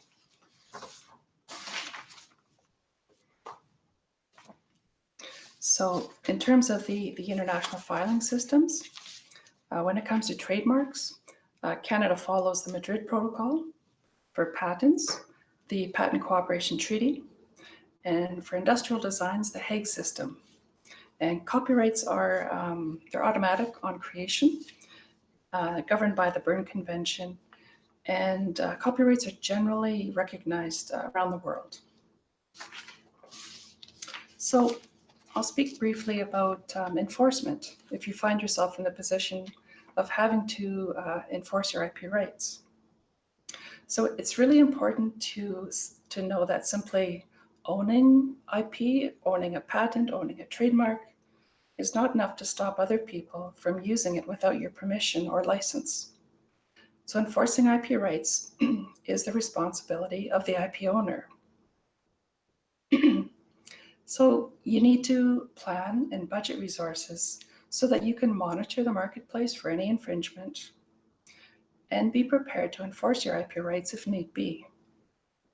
You'll have a range of options to undertake enforcement, such as issuing a notice or cease and desist letter, encouraging the other party to license your IP from you. You can take customs action, there's administrative action, there's always litigation, and as well alternative dispute resolution. And if anyone would like to learn more, please feel to reach out and get in touch to learn more about enforcing your IP rights.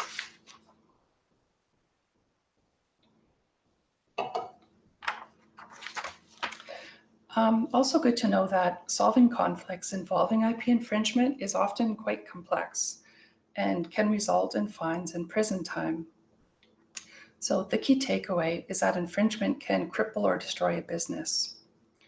On the opposite side of that, implying that someone else has infringed your IP rights, it's quite a drastic claim and can have serious consequences if the defendant is proven to not have infringed your IP rights.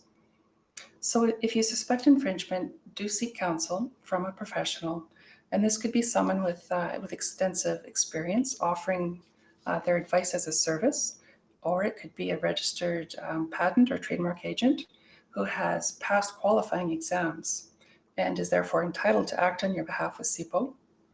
Or you could choose a lawyer specializing in IP law and related legal matters. If the infringement is happening in another country, a Canadian IP professional may be able to coordinate work with a professional in that other jurisdiction. Okay, I'm going to wrap up. But before we go to questions, there are numerous ways that you can get in touch. You can reach us online at canada.ca/IP-4-business, or you can follow us on social media like LinkedIn and Twitter, or you can connect with me directly.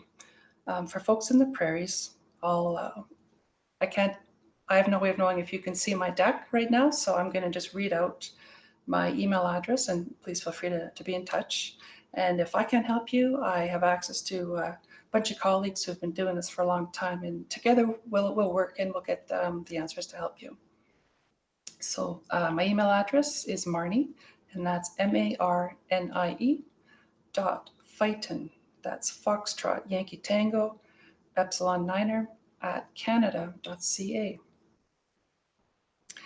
People can also call CEPO's Client Service Center for help searching the patent, trademark, copyright, and industrial design databases, or to check the status of an application, to name just a few of the many things that our Client Service Center people can help you with. So I'll give you their toll-free number. It is 1-866-997-1936. That's 1-866-997-1936. So first, I just want to thank everyone who has taken the time to drop in and join me in the Growth Lounge this afternoon. And also to all the entrepreneurs who took part in the Export Challenge. You are the true engines of the Canadian economy, and I applaud your guts and determination in taking your company to the next level by going global. Thank you so much.